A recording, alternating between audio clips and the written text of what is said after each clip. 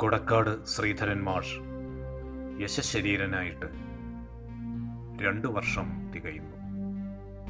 സൗമ്യം, ദീപ്തം, സരസം, സ്നേഹസമ്പന്നം, ആശയദൃഢം.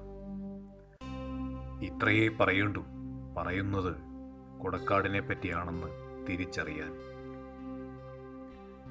പരിചിതരാകുന്ന ആർക്കും ക്ഷിപ്രവേഗം ഊർജസ്രോതസ്സായും സുഹൃത്തായും മാറുമായിരുന്നു അദ്ദേഹം. ഔദ്യോഗിക ജീവിതത്തിലായാലും പൊതുപ്രവർത്തന രംഗത്തായാലും ബോധനമായിരുന്നു അദ്ദേഹം ഏർപ്പെട്ടു പോന്ന മുഖ്യ കർമ്മചര്യ. ഒന്ന്, പൊതുവിദ്യാഭ്യാസ വകുപ്പിൻ്റെ കീഴിലെ ഒരു സ്കൂൾ അധ്യാപകൻ എന്ന നിലയിൽ.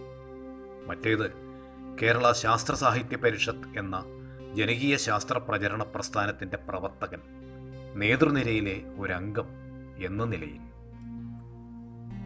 70കളുടെ അവസാനമായിരിക്കണം കൊടക്കാട് ശ്രീധരൻ മാഷ് പരിഷത്തിൽ അംഗമാകുന്നത്. 82-83 വരെ കോഴിക്കോട് ജില്ലയായിരുന്നു പരിഷത്ത് പ്രവർത്തകൻ എന്ന നിലയിൽ അദ്ദേഹത്തിൻ്റെ തട്ടകം.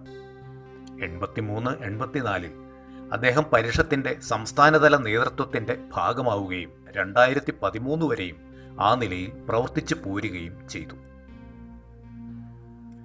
ഗ്രാമശാസ്ത്ര സമിതി കൺവീനർ എന്ന ചുമതല ഏറ്റുകൊണ്ടാണ് 83-84 അദ്ദേഹം പരിഷത്തിൻ്റെ സംസ്ഥാനതല നേതൃത്വത്തിലേക്ക് പ്രവേശിക്കുന്നത്. തൊട്ടടുത്ത വർഷം തന്നെ അദ്ദേഹം ജനറൽ സെക്രട്ടറിയും ആയി.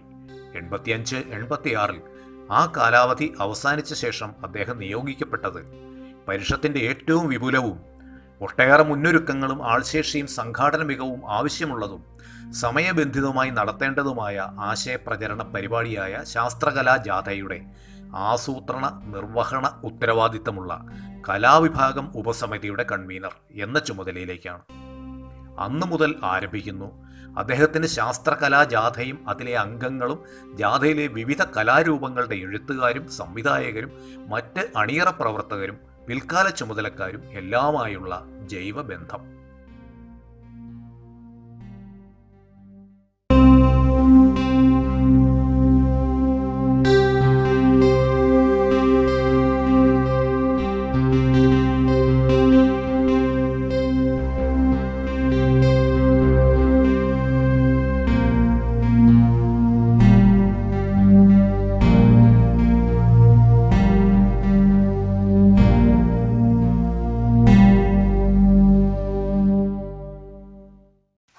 കൊടക്കാട് ശ്രീധരൻ മാഷ് ഓർമ്മയായിട്ട് 2 വർഷമാകുന്നു. തൊടുന്നയാളിനെ തന്നോടൊപ്പം കൂട്ടാനും തന്നോടൊപ്പം നടത്താനും കഴിയുന്ന മാസ്മരികമായ ഒരു സ്വഭാവ സവിശേഷത ഉള്ളയാളായിരുന്നു കൊടക്കാട് മാഷ്. പരിഷത്ത് നടത്തിവരുന്ന വ്യത്യസ്തങ്ങളായ നിരവധി പ്രവർത്തനങ്ങളിൽ മാഷ് നടത്തിയിട്ടുള്ള ഇടപെടലുകൾ വളരെ ശ്രദ്ധേയമാണ്. അക്കൂട്ടത്തിൽ ഒരുപക്ഷെ ഏറ്റവും ശക്തമായി അദ്ദേഹം ഇടപെട്ട് പ്രവർത്തിച്ച ഒരു മേഖലയാണ് നമ്മുടെ കലാ സാംസ്കാരിക രംഗം. പരിഷത്തിൻ്റെ ഏറ്റവും ശക്തമായ ബഹുജന വിദ്യാഭ്യാസ ബോധവൽക്കരണ പരിപാടിയാണ് ശാസ്ത്രകലാ ജാഥകൾ. 2020 ശാസ്ത്രകലാ ജാഥയുടെ 40ാമത് വർഷവുമാണ്. കലാജാഥകളുടെ പരിപാടികൾ ചിട്ടപ്പെടുത്തുന്നതിൽ, അതിൻ്റെ രചന നിർവഹിക്കുന്നതിൽ, അതിൻ്റെ സംഘാടനത്തിൽ ഒക്കെ കൊടക്കാട് മാഷിൻ്റെ ഇടപെടലുകൾ ഒരിക്കലും മറക്കാനാകാത്ത ഓർമ്മകളായി ഇന്നും നമ്മുടെ മുമ്പിലുണ്ട്. ശാസ്ത്രകലാജാഥയുടെ ക്യാമ്പുകളിൽ കെട്ടടങ്ങാത്ത തീയായി, ഊർജമായി, ആവേശമായി കൊടക്കാട് മാഷ് എപ്പോഴും മുന്നിലുണ്ടാകും.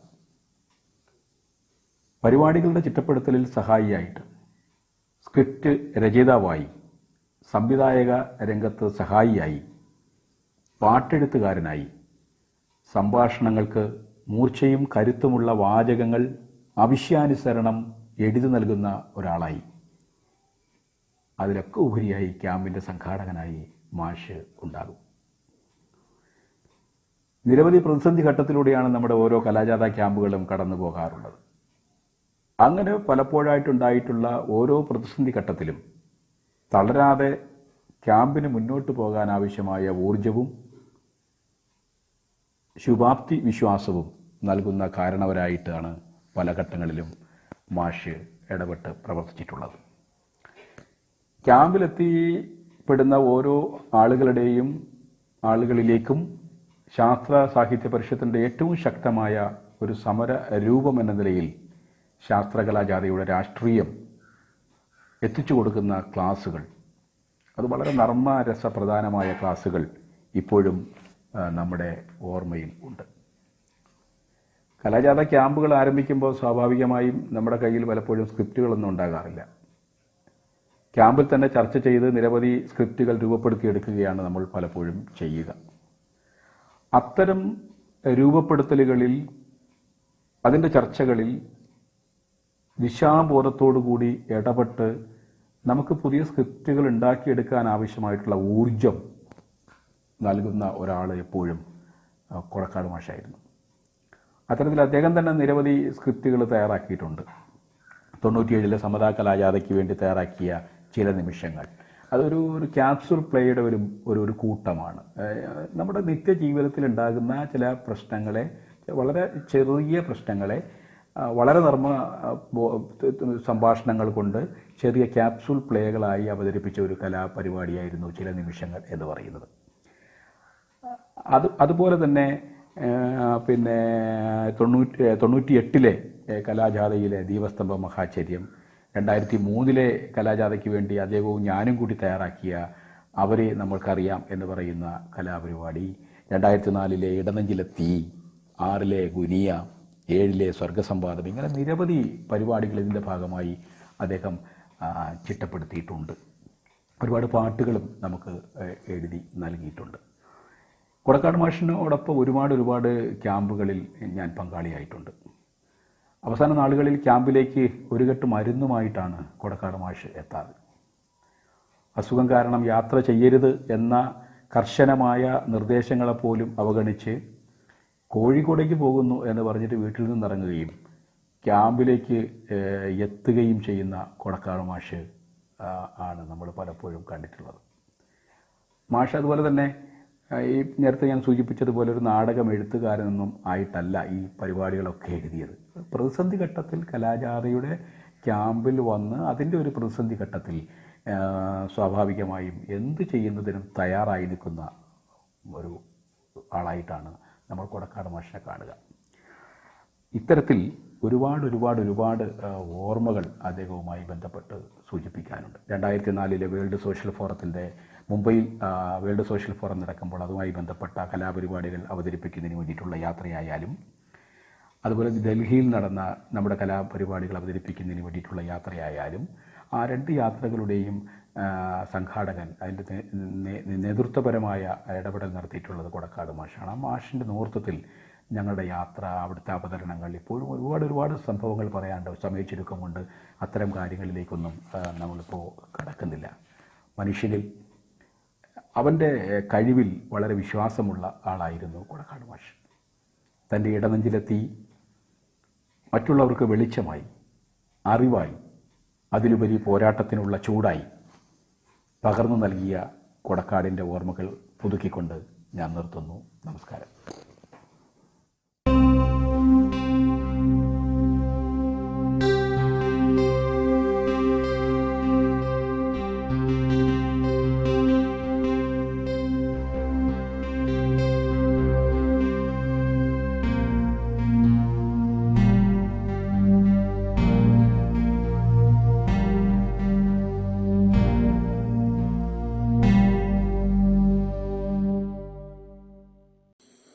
സൗഹൃദത്തിന്റെ കാന്തവലയത്തിലേക്ക്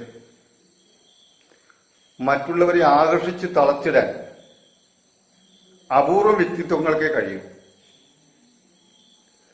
തന്റെ സ്വതസിദ്ധമായ നർമ്മ സൗഹൃദോക്തികൾ കൊണ്ട് ഈ കാന്തവലയം അനായാസം സൃഷ്ടിക്കാനായി എന്നതാണ് കൊടക്കാട് ശ്രീധരൻ മാഷെ പരിചയപ്പെട്ടവർക്കൊക്കെ ഉള്ള അനുഭവം.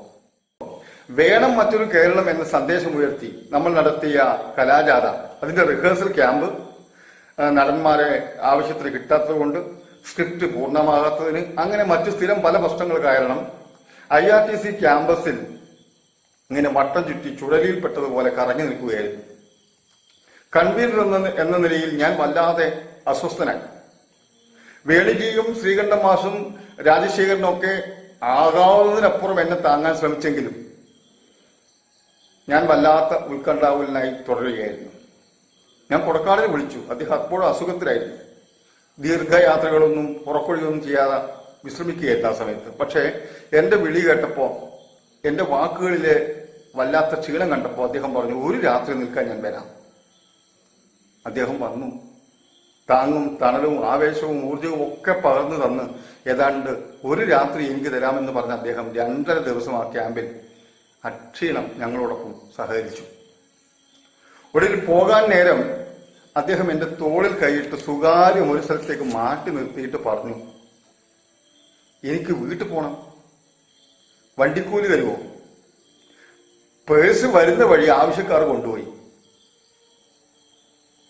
പരിഷത്ത് പ്രവർത്തനത്തിന് ആദ്യമായി വണ്ടിക്കൂലി ചോദിച്ച ഒരു നിസ്വാർത്ഥ പ്രവർത്തകന്റെ ധർമ്മസങ്കടം എന്നെ വല്ലാതെ വീർപ്പുമുട്ടിച്ചു. ഞാൻ 500 രൂപ അദ്ദേഹത്തിന് എടുത്തു കൊടുത്തു. അത്രയൊന്നും വേണ്ടാന്ന് അദ്ദേഹം പറഞ്ഞെങ്കിൽ ഞാൻ നിർബന്ധിച്ച് പിടിപ്പിച്ചു. വീട്ടിലെത്തിയ ഉടനെ ഞാനിത് തിരിച്ചെത്തിക്കുമെന്ന് അദ്ദേഹം പറഞ്ഞപ്പോൾ പാടില്ല എന്ന് ഞാൻ സ്നേഹത്തോടെ പറഞ്ഞെങ്കിലും വീട്ടിലെത്തിയ ഉടനെ തന്നെ അദ്ദേഹം ആ തുക കോഴിക്കോട് പരിഷത്ത് ഭവനിൽ എത്തിക്കുകയും അക്കാര്യം എന്നെ വിളിച്ചറിയിക്കുകയും ചെയ്തു. പരിഷത്ത് കലാജാഥയുടെ റിഹേഴ്സൽ ക്യാമ്പിൽ വന്നതിന് യാത്രാപ്പടി വാങ്ങി എന്ന് പേര് കേൾക്കാൻ ഒരിക്കലും കൊടക്കാട് ഇഷ്ടപ്പെട്ടിരുന്നില്ല. അതാണ് കൊടക്കാട്.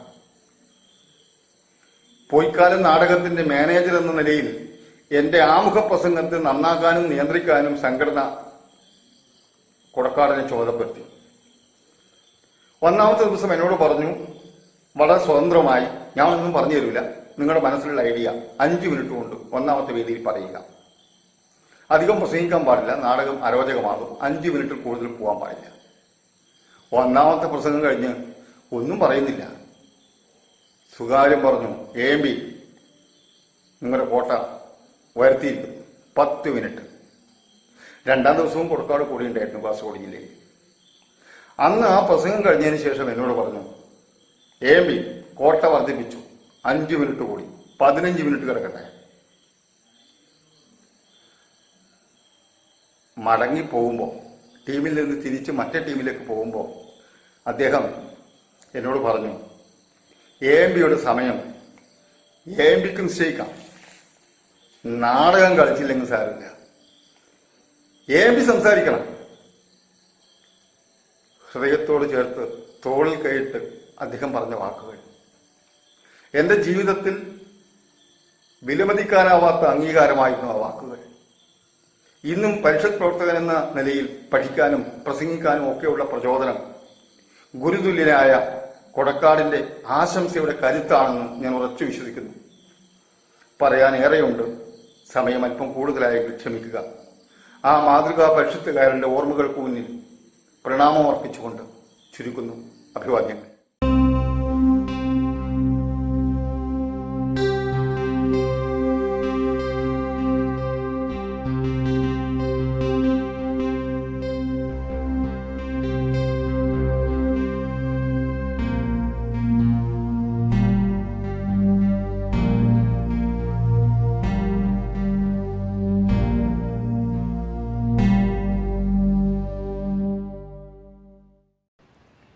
കൊടക്കാടിനെ പറ്റി സംഘടനാ തലത്തിലും കലാജാഥയുടെ സംഘാടകൻ എന്ന നിലയിലുമുള്ള ധാരാളം അനുസ്മരണങ്ങൾ ഇതിനകം പങ്കുവെച്ച് കഴിഞ്ഞിട്ടുണ്ടാവും.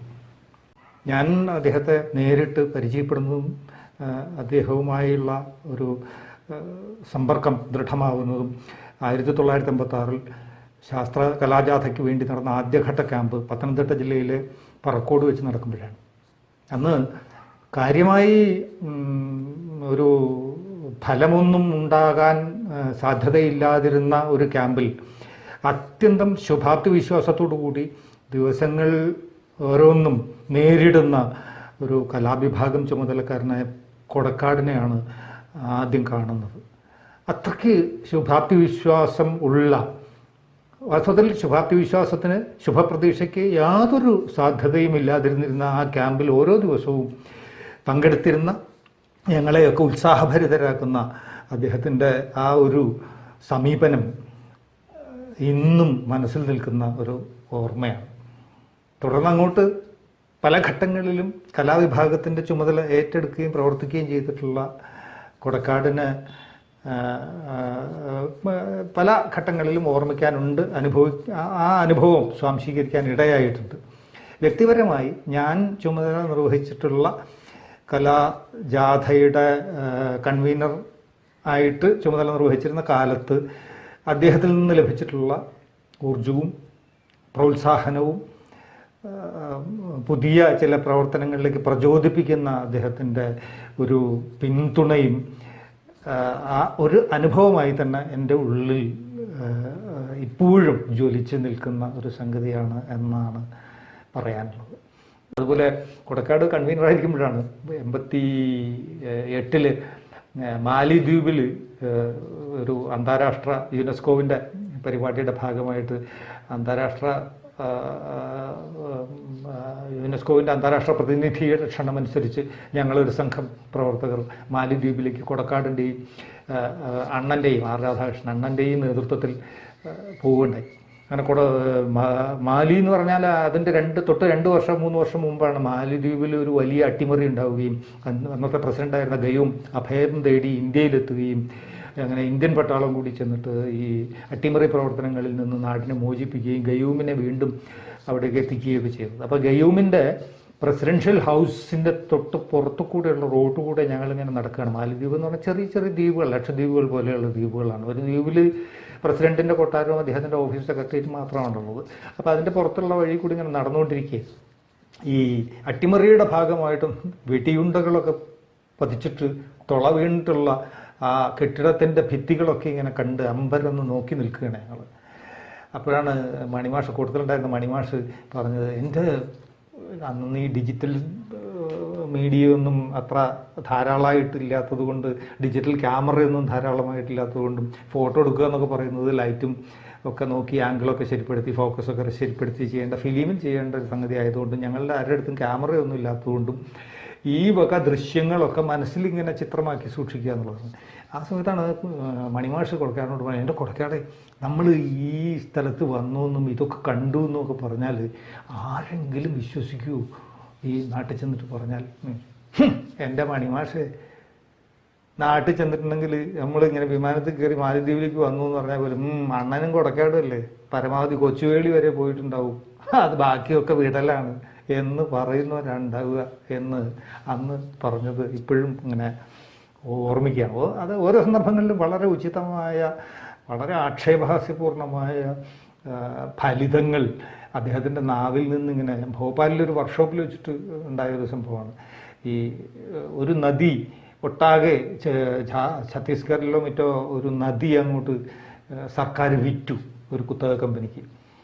അപ്പം ഈ നാടിൻ്റെ പൊതുജനങ്ങളുടെ സമ്പത്ത് ഇങ്ങനെ ഒരു ഭരണാധികാരിയായി വന്നിട്ടുള്ള ഒരാൾക്ക് തീരെഴുതി കൊടുക്കുന്ന പ്രവണത അന്നത്തെ ആ പുതിയ കമ്പോള സമ്പദ് വ്യവസ്ഥയിലേക്ക് ഓടിയെടുക്കുന്ന ഇന്ത്യൻ ഭരണകൂടത്തിനോടുള്ള നമ്മുടെ പ്രതിഷേധം ബോധ്യപ്പെടുത്തുന്നതിന് അതൊരു പ്രധാനപ്പെട്ട സബ്ജക്റ്റാക്കിയിട്ട് അവതരിപ്പിക്കേണ്ടതുണ്ട് എന്ന അഖിലേന്ത്യാ തലത്തിലുള്ള വർക്ക്ഷോപ്പിൽ ധാരണയാവുകയും അതിൻ്റെ ഭാഗമായി ജാർഖണ്ഡിൽ നിന്നുള്ള ഗ്രൂപ്പ് ഒരു പാട്ട് അവതരിപ്പിക്കുകയാണ്.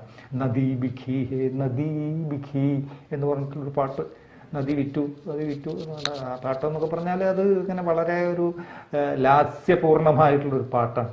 ഇപ്പം കൊടക്കാട് എന്നെ തോണ്ടിയിട്ട് പറയുന്നത്, എടോ അച്ഛൻ ചത്തു കിടക്കുന്നു എന്തൊരു കഷ്ടം അയ്യയ്യോ എന്ന് നമുക്ക് പാടാൻ പറ്റുള്ളൂ, അതുപോലെയല്ലേ ഇപ്പം ഈ പാട്ട് എന്ന് ചോദിച്ച് അടക്കാൻ വയ്യാത്ത ചിരി. അത് ആ സമയത്ത് അദ്ദേഹത്തിൻ്റെ ആ ഒരു പ്രയോഗം കൊണ്ട് മാത്രം ചിരി അടക്കാനാവാതെ ഇരുന്നിട്ടുള്ള സന്ദർഭം എനിക്ക് ഓർമ്മ വരാം. ഇങ്ങനെ ഒരുപാട് നുറുങ്ങ് ഒരു ചെറിയ കാർഡിൽ അദ്ദേഹം എഴുതി തരുന്ന ചില സന്ദേശങ്ങൾ ഒരു വലിയ കലാജാഥ പ്രവർത്തനത്തിന് മുഴുവൻ ആണ്ടിറങ്ങാൻ പാകത്തിലുള്ളതായിരുന്നു. ഒരിക്കലും എനിക്ക് കിട്ടിയിട്ടുള്ള ഒരു കാർഡിൽ കൊടക്കാട് എഴുതിയിരുന്നു, വിടില്ല നിന്നെ ഞാൻ എന്ന് മാത്രമാണ് ആ കാർഡിൽ. എന്നിട്ട് ക്യാമ്പ് നടക്കുന്ന സ്ഥലവും എത്തേണ്ട വഴിയും എഴുതി ആ കാർഡിൻ്റെ പുറത്ത് എഴുതി വെച്ചിരുന്നു. ഇങ്ങനെ മറക്കാനാവാത്ത അത്തരം കൊച്ചു വാചകങ്ങളിൽ ഒരു വലിയ പ്രവർത്തനത്തിൻ്റെ പ്രധാന കണ്ണിയാക്കി ഒരാളെ മാറ്റിയെടുക്കുന്നതിനുള്ള ഊർജ സ്രോതസ് കൊടക്കാടിൽ എന്നും തിളച്ചു നിന്നിരുന്നു എന്ന് ആ അനുഭവത്തെ അയവിറക്കിക്കൊണ്ട് ആ അനുഭവത്തെ ഇന്നും ജീവത്താക്കി നിലനിർത്തിക്കൊണ്ട് എനിക്ക് പറയാൻ കഴിയുന്നു എന്നത് തന്നെയാണ് കൊടക്കാട് ഇപ്പോഴും നമ്മുടെയൊക്കെ ഉള്ളിൽ ജീവിച്ചിരിക്കുന്നു എന്നതിൻ്റെ തെളിവ് എന്ന് തന്നെ ഞാൻ വിശ്വസിക്കുന്നു. കൊടക്കാടിനെ ഇപ്പോഴും അദ്ദേഹം ഈ ലോകത്തു നിന്ന് വിട്ടുപോയി എന്ന് വിശ്വസിക്കാത്ത, രോഗിയായിട്ടുള്ള കൊടക്കാടിനെ ഒരിക്കൽ പോലും കാണാൻ പോകാൻ മനസ്സ് വന്നിട്ടില്ലാത്ത, അത് കാണാൻ സാധ്യമല്ലാത്ത, കൊടക്കാട് അങ്ങനെ ഓർമ്മയില്ലാത്ത ഒരാളായി നമ്മുടെ മുമ്പിൽ നിസ്സംഗമായി ചിരിക്കുന്ന ഒരാളായി ഇരുന്നു കൊണ്ട് കാണുക സാധ്യമല്ല എന്നതുകൊണ്ട് തന്നെ ഞാൻ അദ്ദേഹത്തെ രോഗാതുരാവസ്ഥയിൽ സന്ദർശിക്കാൻ പോയിട്ടേയില്ല. മരണശേഷം അദ്ദേഹത്തെ ഇപ്പോഴും ഒരു സജീവ സാന്നിധ്യമായി കൂടെ നിർത്തുന്നതിന് ഒരുപക്ഷെ അന്നത്തെ ആ സമയത്ത് നേരിട്ട് പോയി കാണാതിരുന്നത് കൊണ്ട് മാത്രം എനിക്ക് സാധിക്കുന്നു എന്ന് തോന്നുന്നു.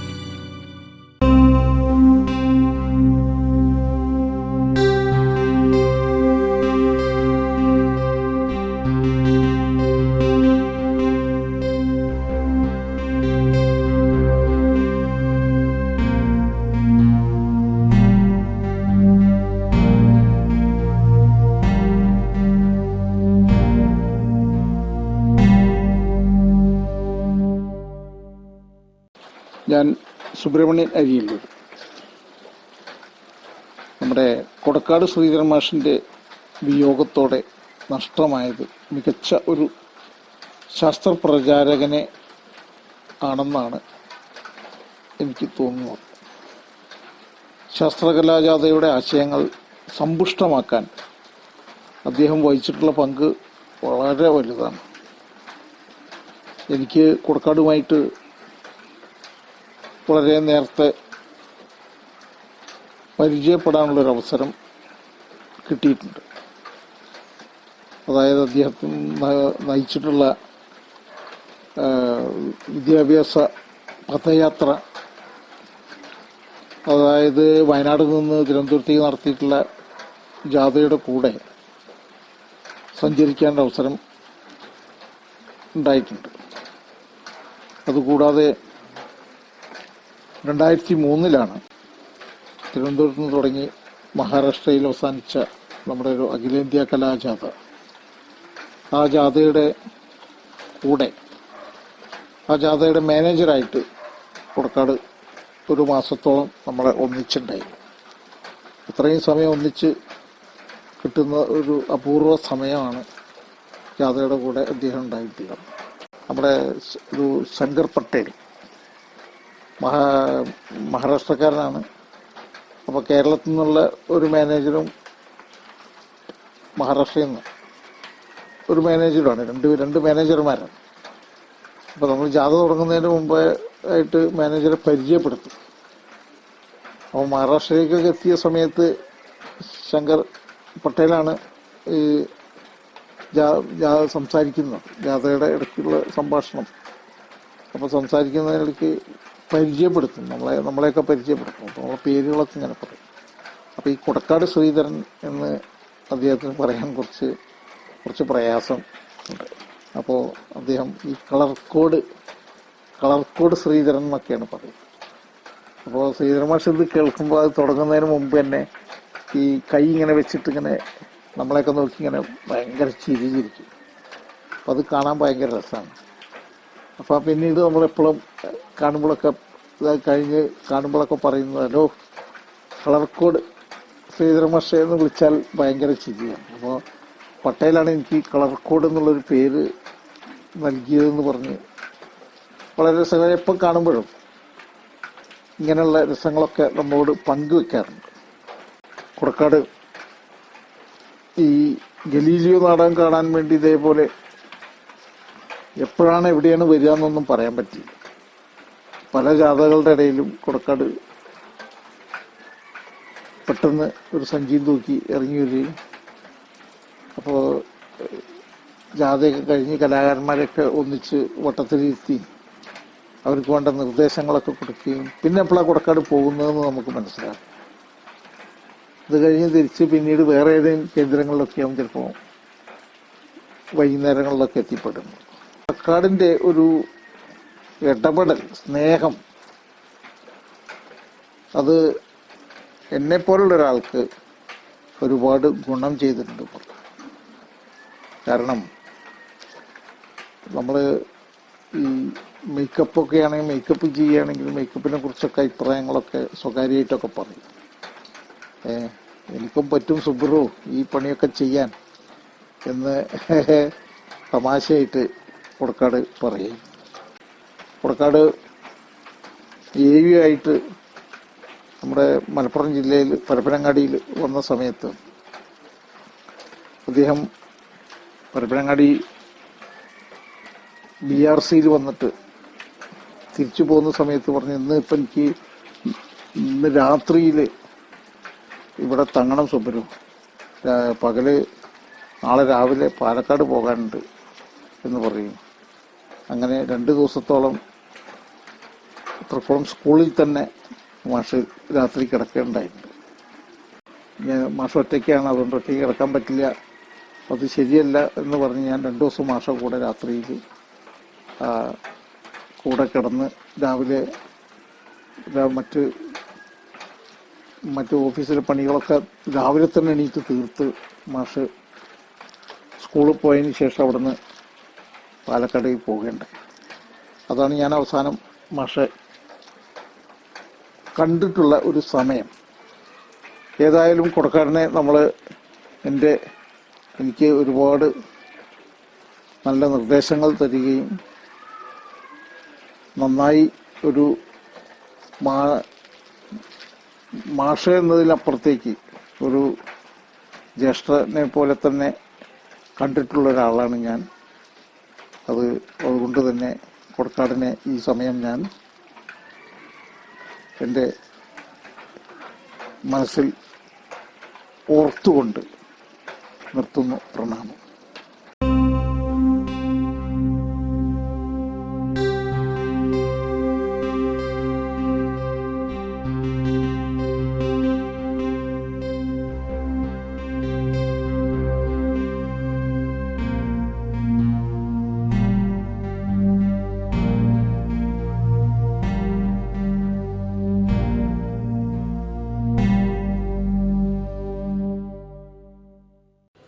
കൊടക്കാട് ശ്രീധരൻ മാഷ് എന്നെ സംബന്ധിച്ച് ഒരു സുഹൃത്തോ പരിഷത്തിൻ്റെ മുതിർന്ന പ്രവർത്തകനോ മാത്രമല്ല, എൻ്റെ ഒരു ജ്യേഷ്ഠ സഹോദരൻ തന്നെയാണ്. 1982 തോന്നുന്നു ഞങ്ങൾ കൂടുതൽ അടുക്കുന്നത്. 82 സംസ്ഥാന സെക്രട്ടറിമാരിൽ ഒരാളായിട്ട് വളരെ ചെറുപ്പമായിട്ടുള്ള ഞാൻ, എൻ്റെ ജ്യേഷ്ഠ സഹോദരനാണെന്ന് ഞാൻ പറഞ്ഞല്ലോ, വടകര മേഴ്സി കോളേജിലെ യോഗത്തിന് പോവുകയാണ്. എനിക്ക് കാര്യങ്ങളൊക്കെ പറഞ്ഞു തന്ന് എല്ലാവരും പരിചയപ്പെടുത്തി. അവിടുന്ന് അവസാനം കൊണ്ടുവന്ന് ബസ്സിൽ കയറ്റി വിടുകയാണ്. എനിക്കവിടെ പരിചയം ഉണ്ടായിരുന്നില്ല അന്ന്. അപ്പോൾ കലാജാഥയിൽ പോയി പരിചയം മാത്രമേ ഉള്ളൂ. അപ്പോൾ എന്നെ കൊണ്ടുവന്ന് ബസ്സിൽ കയറ്റി അയക്കുന്ന ആ ഒരു സ്നേഹം, അപ്പോൾ എനിക്ക് അന്ന് മുതൽ വളരെ അടുപ്പമാണ്. പിന്നെ ഇവിടെ വാടക വീട്ടിൽ ഞാൻ താമസിക്കുമ്പോഴും പല പ്രാവശ്യം വരികയും പിന്നെ ഒന്നിച്ചൊരുപാട് യാത്ര ചെയ്യുകയും കലാ ക്യാമ്പുകളിൽ അതുപോലെ പ്രവർത്തനങ്ങളിൽ ജാഥകളിൽ ഒക്കെ എന്നും ഒപ്പം ഉണ്ടായിരുന്നു. KTR കൊടക്കാടുമാണ് മലപ്പുറം ജില്ലയിലെ ഏറ്റവും കൂടുതൽ പരിഷത്ത് യോഗങ്ങളിൽ പങ്കെടുത്തിട്ടുള്ളത് എന്നുള്ളതും എടുത്തു പറയേണ്ട ഒരു കാര്യമാണ്. കൊടക്കാടിനെ സംബന്ധിച്ച് പറയുമ്പോൾ എടുത്തു പറയേണ്ട ഒരു കാര്യം നർമ്മബോധമാണ്. എല്ലാവർക്കും അറിയുന്നതാണ്. ക്യാമ്പുകളിലായാലും വളരെ ടെൻഷനുള്ള പരിപാടികളിലായാലും ജാഥകളിലായാലും നടന്ന് ക്ഷീണിക്കുമ്പോഴായാലും ഒക്കെ കൊടക്കാടിൻ്റെ നർമ്മബോധം. ഉദാഹരണത്തിന് ഇപ്പോൾ കുറേ മാസങ്ങൾ, ഒരു വർഷം ഇടുക്കിയിൽ കട്ടപ്പനയിൽ ജോലി ചെയ്തിരുന്നല്ലോ AU ആയിട്ട്. അന്നവിടെ സ്കൂളുകളിൽ വിസിറ്റ് പോകുമ്പോൾ ജീപ്പുണ്ട്, അവിടുത്തെ AUക്ക് ജീപ്പുണ്ട്. അപ്പോൾ വളരെ ഉൾപ്രദേശത്ത് ചെല്ലുമ്പോൾ, ക്ലാസ്സിലേക്ക് ചെല്ലുമ്പോൾ കുട്ടികളെ ഇങ്ങനെ പറഞ്ഞ് റെഡിയാക്കി വെച്ചിരിക്കുകയാണ് അധ്യാപകർ. അപ്പോൾ ചെല്ലുമ്പോൾ തന്നെ കുട്ടികളെല്ലാം എഴുന്നേറ്റ്, കൊടക്കാട് ചിലപ്പോൾ ഉണ്ടാക്കിയ കഥയായിരിക്കും, താങ്ക് യു ടീച്ചർ എന്ന് പറയും. അപ്പോൾ അത് ഗുഡ് മോർണിംഗ് പറഞ്ഞിട്ട് പോകുമ്പോൾ പറയാനുള്ളതായിരുന്നു താങ്ക് യു ടീച്ചർ. അത് ആദ്യമേ പറഞ്ഞു. അങ്ങനെ എപ്പോഴും പറയാറുണ്ട്. അതുപോലെ തന്നെ കഷ്ടപ്പന എന്നാണ് കൊടക്കാട് പറയുക. കട്ടപ്പന എന്നുള്ളതിന് കഷ്ടപ്പന. കാരണം തൊടുപുഴ ചെന്നിട്ട് പിന്നെ 6 ദിവസം കൂടെ യാത്ര ചെയ്ത് 1.5 ദിവസം എടുക്കുമല്ലോ അങ്ങോട്ട് എത്താൻ, വടകരയിൽ പോകുമ്പോൾ കൊയിലാണ്ടി. അപ്പോൾ കഷ്ടപ്പന എന്നാണ് പറയുക. കഷ്ടപ്പനയെന്ന് വേണമെങ്കിൽ കൊടക്കാടിന് പിന്നെ ഇങ്ങോട്ട് വരുന്നതിന് വലിയ ബുദ്ധിമുട്ടൊന്നുമില്ല. കോഴിക്കോട് ജില്ലാ പഞ്ചായത്ത് തന്നെ പറഞ്ഞാൽ അവർ ചെയ്തു കൊടുക്കും. കാരണം അത്രമാത്രം ജില്ലാ തലത്തിൽ സാക്ഷരതയിലും വിദ്യാഭ്യാസത്തിലുമൊക്കെ ഇടപെടുന്ന ആളാണ്. പക്ഷെ അതിനൊന്നും നിന്നില്ല എന്ന് മാത്രമല്ല, മറ്റാരെയും പോലെ ചെന്നപ്പോൾ അപ്ലൈ ചെയ്യാതെ അവിടെ നന്നാക്കാനാണ് നോക്കിയത്. ഒരു പരിഷത്ത് പ്രവർത്തകൻ എന്നുള്ള നിലയ്ക്ക് പിന്നാക്ക വിദ്യാഭ്യാസ മേഖല നന്നാക്കാനുള്ള ശ്രമത്തിലാണ് അദ്ദേഹം പങ്കെടുത്തത്. അതുപോട്ടെ, ഇനി നമ്മുടെ സംഘടനാ പ്രവർത്തനത്തിലേക്ക് വന്നാൽ 84 മാലി ദ്വീപ് പര്യടനം അടക്കമുള്ള ഒരുപാട് അന്യസംസ്ഥാന യാത്രകളിലും അതുപോലെ തന്നെ നമ്മുടെ സംസ്ഥാനത്തെ കലാജാഥ പര്യടനങ്ങളിലും ക്യാമ്പുകളിലും 83 ശേഷം ഉള്ള മിക്കവാറും 84 മുതൽ ഇങ്ങോട്ടുള്ള എല്ലാ കലാക്യാമ്പിലും ഏറ്റവും കൂടുതൽ കലാക്യാമ്പുകളിൽ സാന്നിധ്യം ഉണ്ടായിട്ടുള്ളത് ഡോക്ടർ MP പരമേശ്വരനും കൊടക്കാടുമാണ്. കൊടക്കാട് ഏറ്റവും കൂടുതൽ സമയം ചെലവഴിച്ചിട്ടുണ്ട്. കൊടക്കാടിനെ സംബന്ധിച്ച് സ്വന്തമായിട്ട് എഴുതുക എന്നുള്ളതല്ല, അദ്ദേഹം ഇതിൻ്റെ ഒരു വിളക്കൽ ഉണ്ടല്ലോ, വിളക്കിച്ചേർക്കൽ, ആ പരിപാടിയുടെ കുന്തമുന രാഗി ശരിയാക്കൽ, അതുപോലെ തന്നെ അതിൻ്റെ അകത്ത് വേണ്ട ചില ക്ലൂ, ചില എന്താ പറയുക, ചില ഡയറക്ഷൻസ്, ചില വേരിയേഷൻസ്, അതുപോലെ തന്നെ ചില പിന്നെ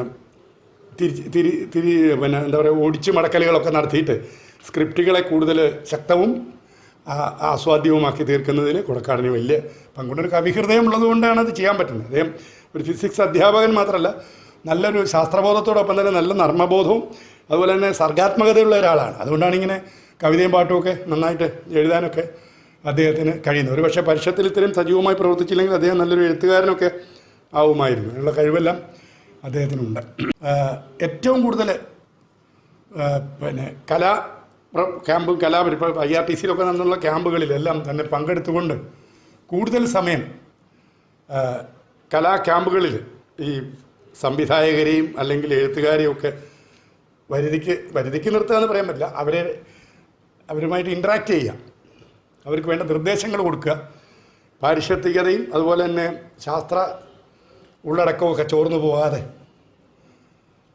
അതിനെല്ലാം നിർദ്ദേശം കൊടുത്തുകൊണ്ട് IRTC-ന്നായാലും പാലക്കാട് നിന്നായാലും മറ്റ് ജില്ലകളിൽ നിന്നായാലും ഒക്കെ വളരെ വൈകി മാത്രം വീട്ടിലെത്തുക. മരുന്നൊക്കെ എന്നും കഴിക്കാനുണ്ട്, പക്ഷെ വളരെ വൈകി മാത്രം വീട്ടിലെത്തുന്ന പ്രകൃതം. എന്നോട് പലപ്പോഴും പറഞ്ഞിട്ടുണ്ട്, അവിടെ എത്തുമ്പോൾ ഈ പിന്നെ ഞെരിഞ്ഞിൽ ഇട്ട് തിളപ്പിച്ച വെള്ളമൊക്കെയാണ് കുടിക്കേണ്ടത് പിന്നെ ഇതിന് പിന്നെ പ്രമേഹത്തിന്.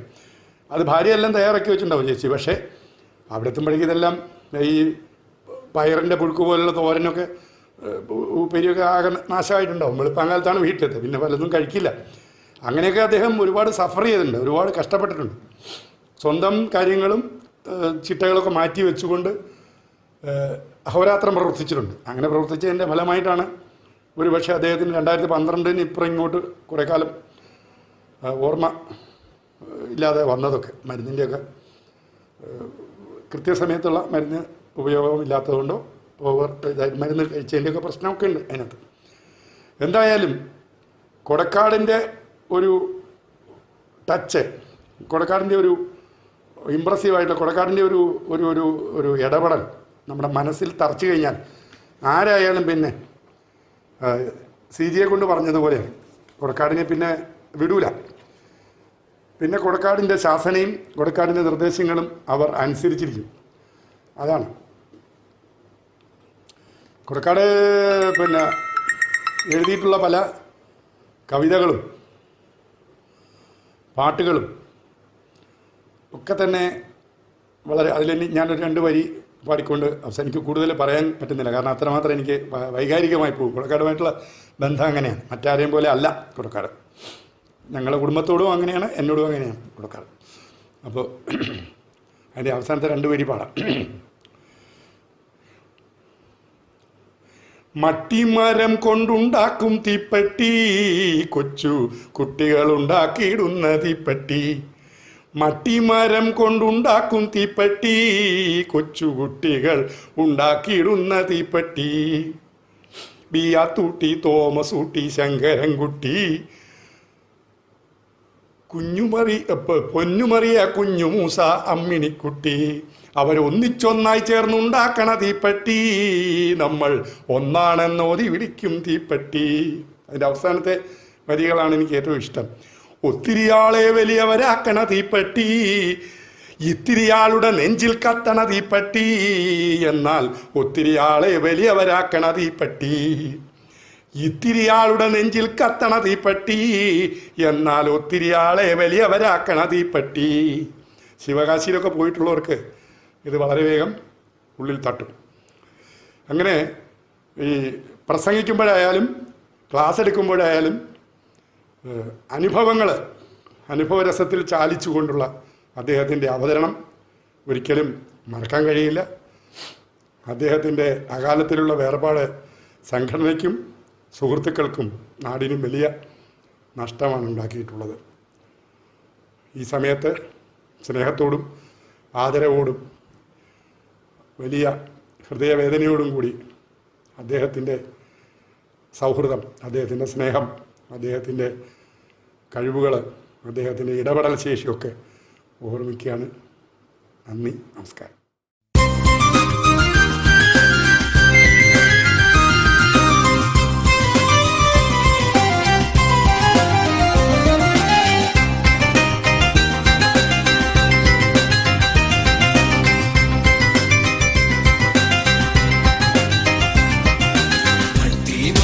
കൊണ്ടുണ്ടാക്കണ തീപ്പെട്ടി, കൊച്ചു കുട്ടികളുണ്ടാക്കിയിടും തീപ്പെട്ടി.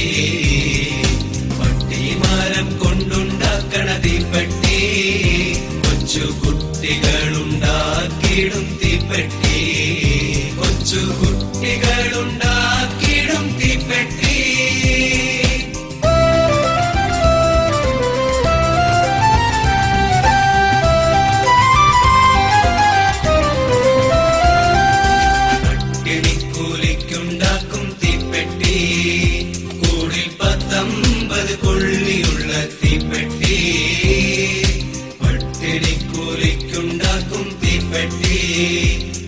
ഉള്ളിൽ 19 കൊള്ളിയുള്ള തീപ്പെട്ടി.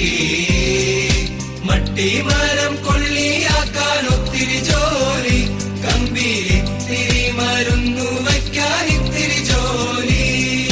മട്ടിമരം കൊള്ളിയാക്കാൻ ഒത്തിരി ജോലി, കമ്പിയിത്തിരി മരുന്നു വയ്ക്കാൻ ഇത്തിരി ജോലി. കമ്പിയിത്തിരി മരുന്നു വയ്ക്കാൻ ഇത്തിരി ജോലി. മട്ടിമരം കൊണ്ടുണ്ടാക്കണ തീപ്പെട്ടി, കൊച്ചു കുട്ടികളുണ്ടാക്കിയിടും തീപ്പെട്ടി. മട്ടിമരം കൊണ്ടുണ്ടാക്കണ തീപ്പെട്ടി, കൊച്ചു കുട്ടികളുണ്ടാക്കിയിടും തീപ്പെട്ടി. കൊച്ചു കുട്ടികളുണ്ടാക്കിയിടും തീപ്പെട്ടി.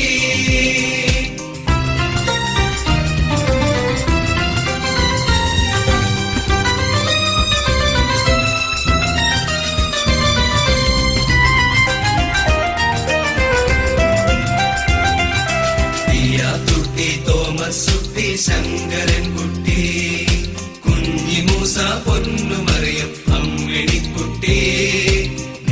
തുട്ടി തോമസ് സുട്ടി ശങ്കരൻ കുട്ടി, കുഞ്ഞിമൂസ പൊന്നുമറിയം അമ്മിണിക്കുട്ടി. ഒന്നിച്ചൊന്നായി ചേർന്നുണ്ടാക്കണ തീപ്പെട്ടി, നമ്മൾ ഒന്നാണെന്നോതി വിളിക്കണ കുഞ്ഞിത്തീപ്പെട്ടി. ഒന്നിച്ചൊന്നായി ചേർന്നുണ്ടാക്കണ തീപ്പെട്ടി, നമ്മൾ ഒന്നാണെന്നോതി വിളിക്കണ കുഞ്ഞിത്തീപ്പെട്ടി. നമ്മൾ ഒന്നാണെന്നോതി വിളിക്കണ കുഞ്ഞിത്തീപ്പെട്ടി. മട്ടിമരം കൊണ്ടുണ്ടാക്കണ തീപ്പെട്ടി, കൊച്ചു കുട്ടികളുണ്ടാക്കിയിടും തീപ്പെട്ടി. മട്ടിമരം കൊണ്ടുണ്ടാക്കണ തീപ്പെട്ടി, കൊച്ചു കുട്ടികളുണ്ടാക്കിയിടും തീപ്പെട്ടി. കൊച്ചു കുട്ടികളുണ്ടാക്കിയിടും തീപ്പെട്ടി.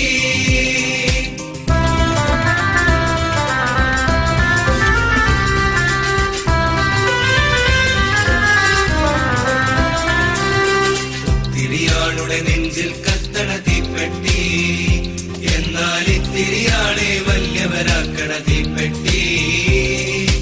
ഒത്തിരിയാളുടെ നെഞ്ചിൽ കത്തണ തീപ്പെട്ടി, എന്നാൽ ഇത്തിരിയാളെ വല്യവരാക്കണ തീപ്പെട്ടി.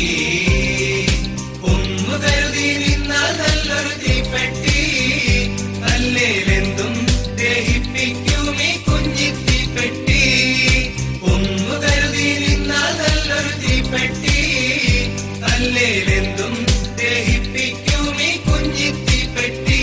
അല്ലേലെന്തും ദഹിപ്പിക്കും ഈ കുഞ്ഞിത്തീപ്പെട്ടി.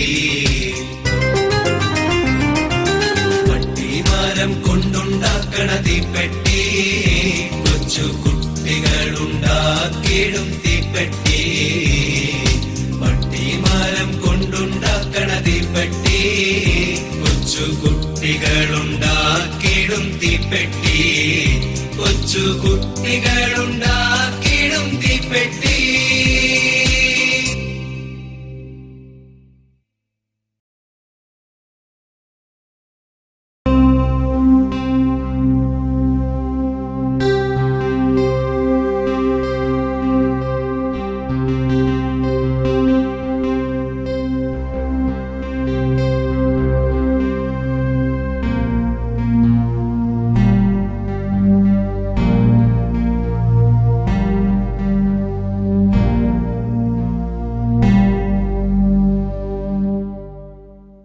കൊടക്കാടെന്നു വിളിപ്പേര്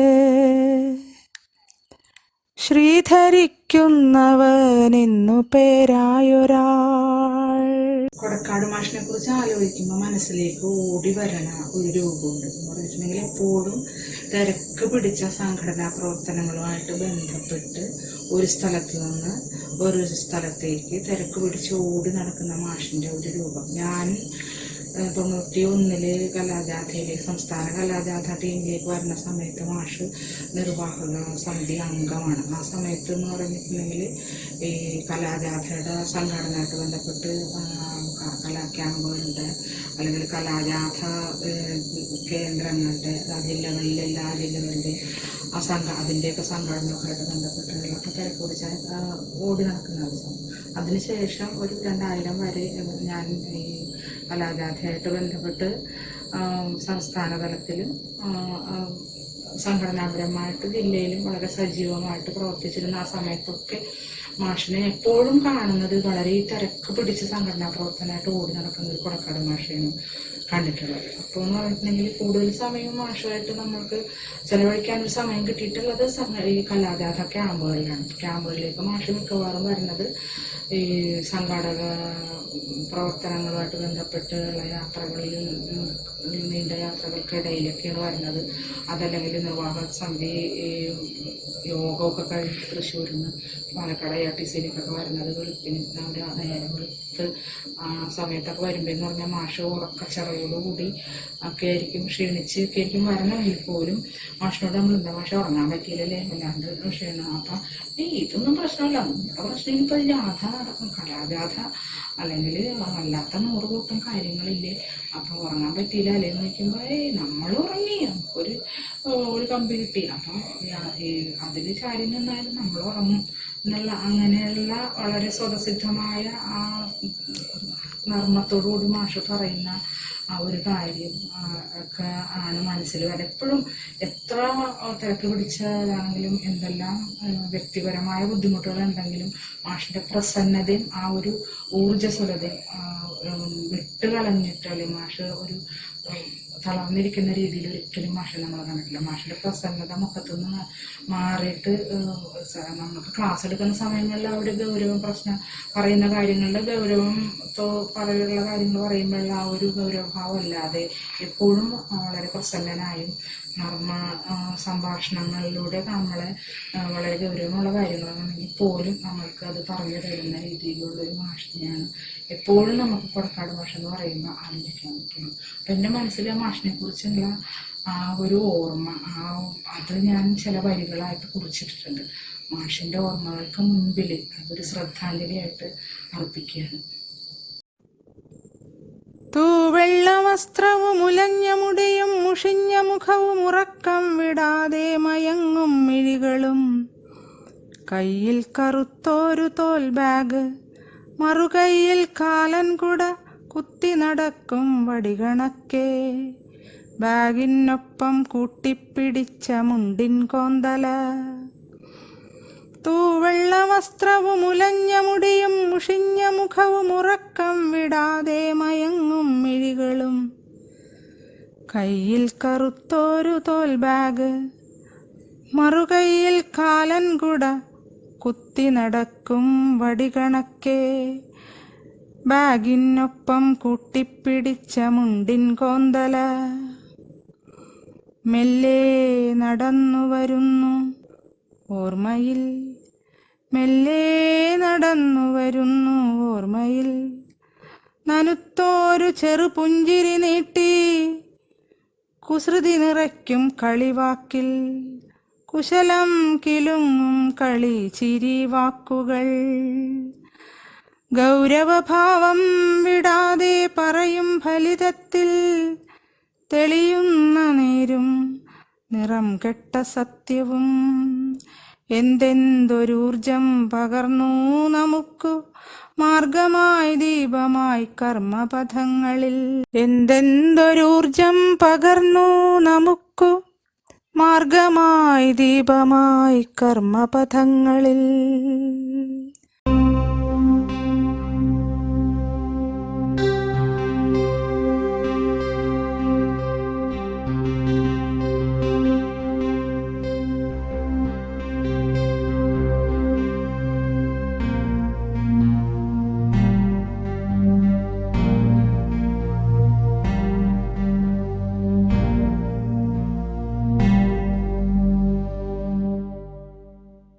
അറിയാതെ വന്നിട്ടകത്തു കേറി, ചെവിയിൽ ചെറിയൊരു പാട്ടുമൂളി,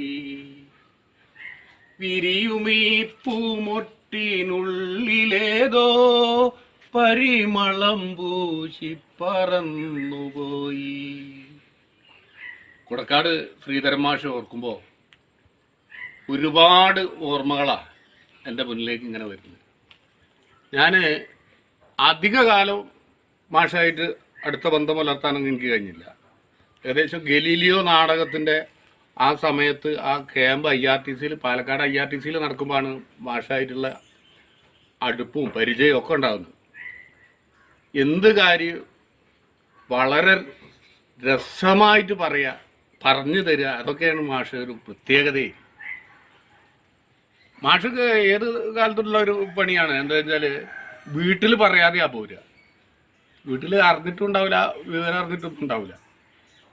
എന്നിട്ട് ഒരു ദിവസം IRTC വന്ന സമയത്ത് മാഷ് എന്നോട് എൻ്റെ കാര്യങ്ങൾ ഓരോന്ന് വീട്ടിലെ കാര്യവും നാട്ടിലെ കാര്യമൊക്കെ ചോദിച്ചിങ്ങനെ ഇരിക്കുന്ന സമയത്ത് മാഷക്ക് ഫോൺ വരുന്നു. മാഷ കയ്യിലൊരു ചെറിയ ഫോണാണ്.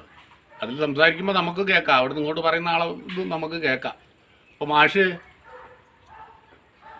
ഫോണെടുത്ത് എന്നെ ഒന്ന് കണ്ണോട്ട് കാണിച്ചു, വാ എന്നും പറഞ്ഞ്. അങ്ങനെ ഞങ്ങൾ മാഷ് ഫോൺ വിളിക്കും, ഞാൻ വയ്യിൽ ഞാനുണ്ട്. അപ്പോൾ ഹലോ, അപ്പോൾ ഫോണിൽ ഇങ്ങോട്ട് മറുപടി ഉണ്ട്, നിങ്ങളെവിടെയാണേ? ഞാൻ ഇവിടെ ഉണ്ട്. ഇത് നിങ്ങളെ ഇവിടെയൊന്നും കാണില്ലല്ലോ. അതല്ല ഞാൻ പറഞ്ഞത്, ഞാൻ ഇവിടെ ഉണ്ട്. എവിടെ? IRTC. IRTCയിലോ? ആണ്, പാലക്കാട് IRTC. ഓൻ്റെ മനുഷ്യ, നിങ്ങൾ ഇതുവരെ ഇവിടെ നിന്ന് ആളല്ലേ എന്നും പറഞ്ഞിട്ട് പിന്നീട് അവിടെ നിന്നുള്ള പരിഭവങ്ങളും കാര്യങ്ങളും ഒക്കെ ഉള്ള പറച്ചില്ല. മാഷൊന്നും മിണ്ടുന്നില്ല. മാഷ് ഇതൊക്കെ കേട്ട് കഴിഞ്ഞ് അവസാനം ഭാര്യൻ്റെ സംസാരത്തിൻ്റെ അവസാനം, നിങ്ങൾക്കൊന്ന് പറഞ്ഞിട്ട് പോയിക്കൂടെ ഇനിയൊന്ന്. അപ്പം മാഷ് ഫോണിങ്ങനെ വെച്ചിട്ട് പറഞ്ഞാൽ ഇങ്ങ് സംഭവിക്കൂ എന്ന് പറഞ്ഞിട്ട് ഫോണ് കട്ടാക്കി. അത്ര പോലും മാഷ് സ്വന്തം ആരോഗ്യത്തിൻ്റെ സ്ഥിതി പോലും വകവെക്കാതെ വീട്ടിൽ നിന്ന് മരുന്ന് എടുക്കാതെ ഗുളിക എടുക്കാതെ ഒക്കെ പോന്നിട്ടാണ് വിളിച്ചിട്ട് പറയുന്നത്. വീട്ടിൽ നിന്ന് പറഞ്ഞാൽ പോരാ സമ്മതിക്കില്ല. കാരണം കറക്റ്റ് സമയത്ത് ഈ മരുന്നൊക്കെ കുടിക്കേണ്ടതുകൊണ്ടേ അതുകൊണ്ട് സമ്മതിക്കില്ല. അതുകൊണ്ട് മാഷ് മരുന്ന് എടുത്തു പോന്നാലോ, മാഷ് ദൂരെ എങ്ങോട്ടാണ് പോയതെന്ന് വീട്ടുകാർക്ക് മനസ്സിലാവല്ലോ. അതുകൊണ്ടാണ് മാഷ് അങ്ങനെ പോരുന്നത്. അതായിരുന്നു മാഷ്. എത്ര പോലും ഞാൻ IRTC നടത്തുന്ന റിഹേഴ്സൽ നടക്കുമ്പോൾ ഞാൻ മാഷിപ്പം മേലെ ബിൽഡിങ്ങിൻ്റെ മേലെ, ഞങ്ങൾ റിഹേഴ്സൽ നടക്കുന്ന ബിൽഡിങ്ങിൻ്റെ 2ാം നിലയിലാണ് നിൽക്കുമ്പോൾ ഞാനൊരു ദിവസം ഇങ്ങനെ താഴത്തൂടെ ഇങ്ങനെ നടന്നു പോകും. അപ്പം മാഷ്, യൂലൂരെ ഇതിപ്പോൾ ഏതാ കഥാപാത്രം? ഞാൻ പറഞ്ഞു, ഞാനാ മാഷേ. അല്ല, ഇപ്പം ഏതാ കഥാപാത്രങ്ങൾ? കഥാപാത്രങ്ങളല്ല പക്ഷേ, ഇത് ഞാനാ. അപ്പം മാഷ് പറയുന്നത്, ഞാൻ നടക്കുമ്പോൾ ഏതോ കഥാപാത്രത്തിനെ ഇങ്ങനെ ആവാഹിച്ച് നടക്കുക. അത് വെറുതെ തമാശയായിട്ട് പറയുന്നതാ. മാഷ് പറയും, എന്നോട് പറയും, മാഷ് ചുലൂര് വലിയ നടനാന്ന്. അപ്പം കേൾക്കുന്നവര് പറയൂ, അത് മാഷെ നിങ്ങൾ പറയുന്നു വേണ്ട, കാരണം ചുലൂര് നല്ല നടനാ, വലിയ നടനാ. കാരണം ഭാഷ ഉദ്ദേശിക്കുന്നത്, ഭാഷ പറയുന്നത് എന്താ, എൻ്റെ ഈ ഹൈറ്റ് കൊണ്ടാണ് ഭാഷ അത് പറയുന്നത്. അതൊക്കെയായിരുന്നു ഭാഷ. ഒരു വാക്കുകൾ ഉപയോഗിക്കുമ്പോൾ അടക്കം മാഷ് അത്രയും രസമായിട്ട് അതിൻ്റെ അർത്ഥങ്ങളും കാര്യങ്ങളൊക്കെ പറഞ്ഞു തരും. ഒരിക്കലും മാഷും ഞാനും പടങ്ങനെ നടന്നു പോകുമ്പോൾ മാഷിനോട് ചോദിച്ചു, അല്ല ചൊല്ലൂരെ, എന്താ ഇപ്പം എൻ്റെ വയ്യൊക്കെ ഇങ്ങനെ കൂടിയത്? അല്ല മാഷേ, എനിക്ക് നിങ്ങളെ ഭയങ്കര ഇഷ്ടമാണ്. അയ്യോ, ഞാനതിന് ചൂലൂരിനോട് ഒരു തെറ്റും ചെയ്തില്ലല്ലോ, ഉപദ്രവിച്ചിട്ടൊന്നുമില്ലല്ലോ.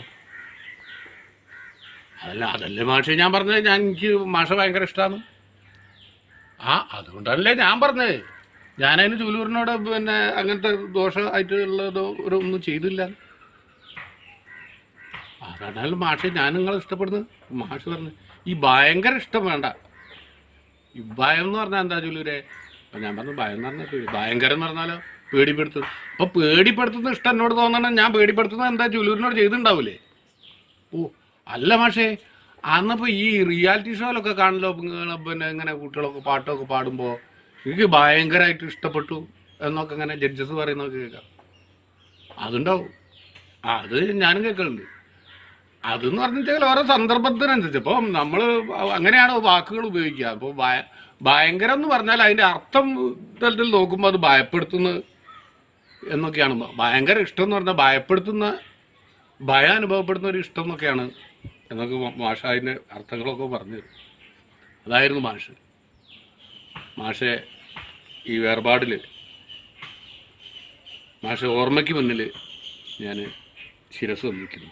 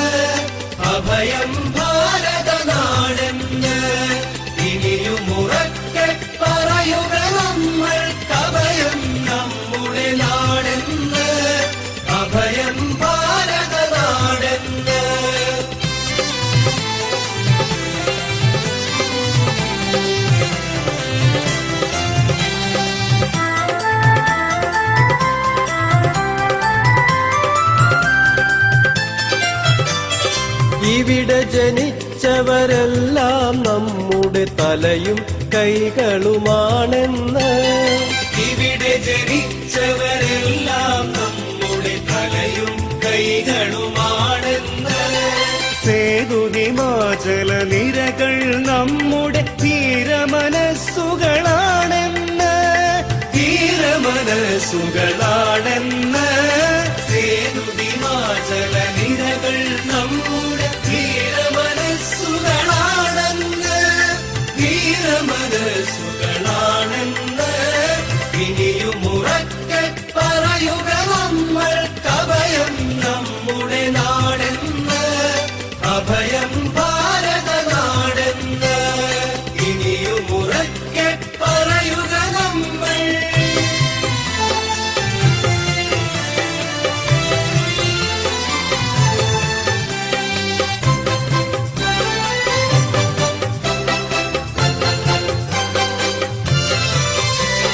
കുളിരു പകർന്നു ചിരിക്കും നമ്മുടെ നദികൾ സിരകളുമാണെന്ന്. കുളിരു പകർന്നു ചിരിക്കും നമ്മുടെ നദികൾ സിരകളുമാണെന്ന്. അലകൾ സാന്ത്വനമേകും കടലുകൾ ഹൃദയവിശാലതയാണെന്ന്. മാനവ സൗഹൃദമാണെന്ന്. അലകൾ സാന്ത്വനമേകും കടലുകൾ ഹൃദയവിശാലതയാണെന്ന്. മാനവ സൗഹൃദമാണെന്ന്. ഇനിയും ഉറക്കെ പറയുക നമ്മൾ കഭയം നമ്മുടെ നാടെന്ന്. അഭയം ഭാരത നാടെന്ന്. ഇനിയും ഉറക്കെ പറയുക നമ്മൾ.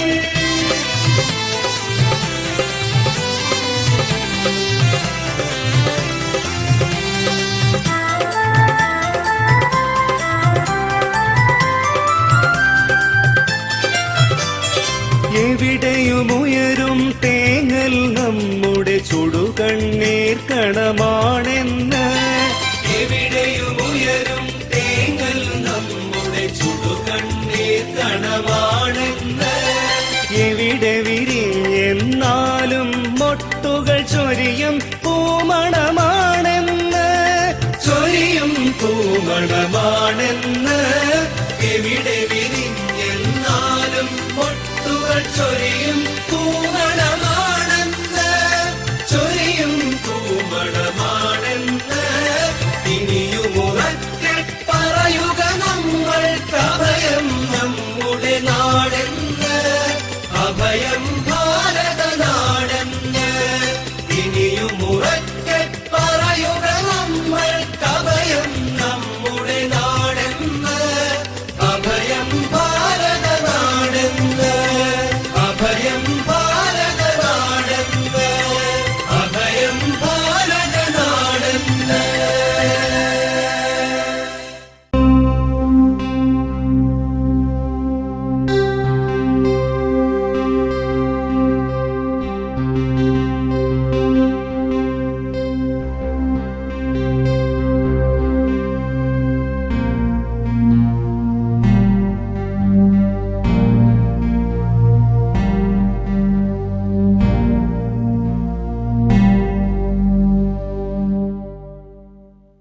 തമാശയും ചിരിയും ഒക്കെ ആയിരുന്നു കൊടക്കാടിൻ്റെ സ്ഥായീ ഭാവം എന്ന് പറയാം.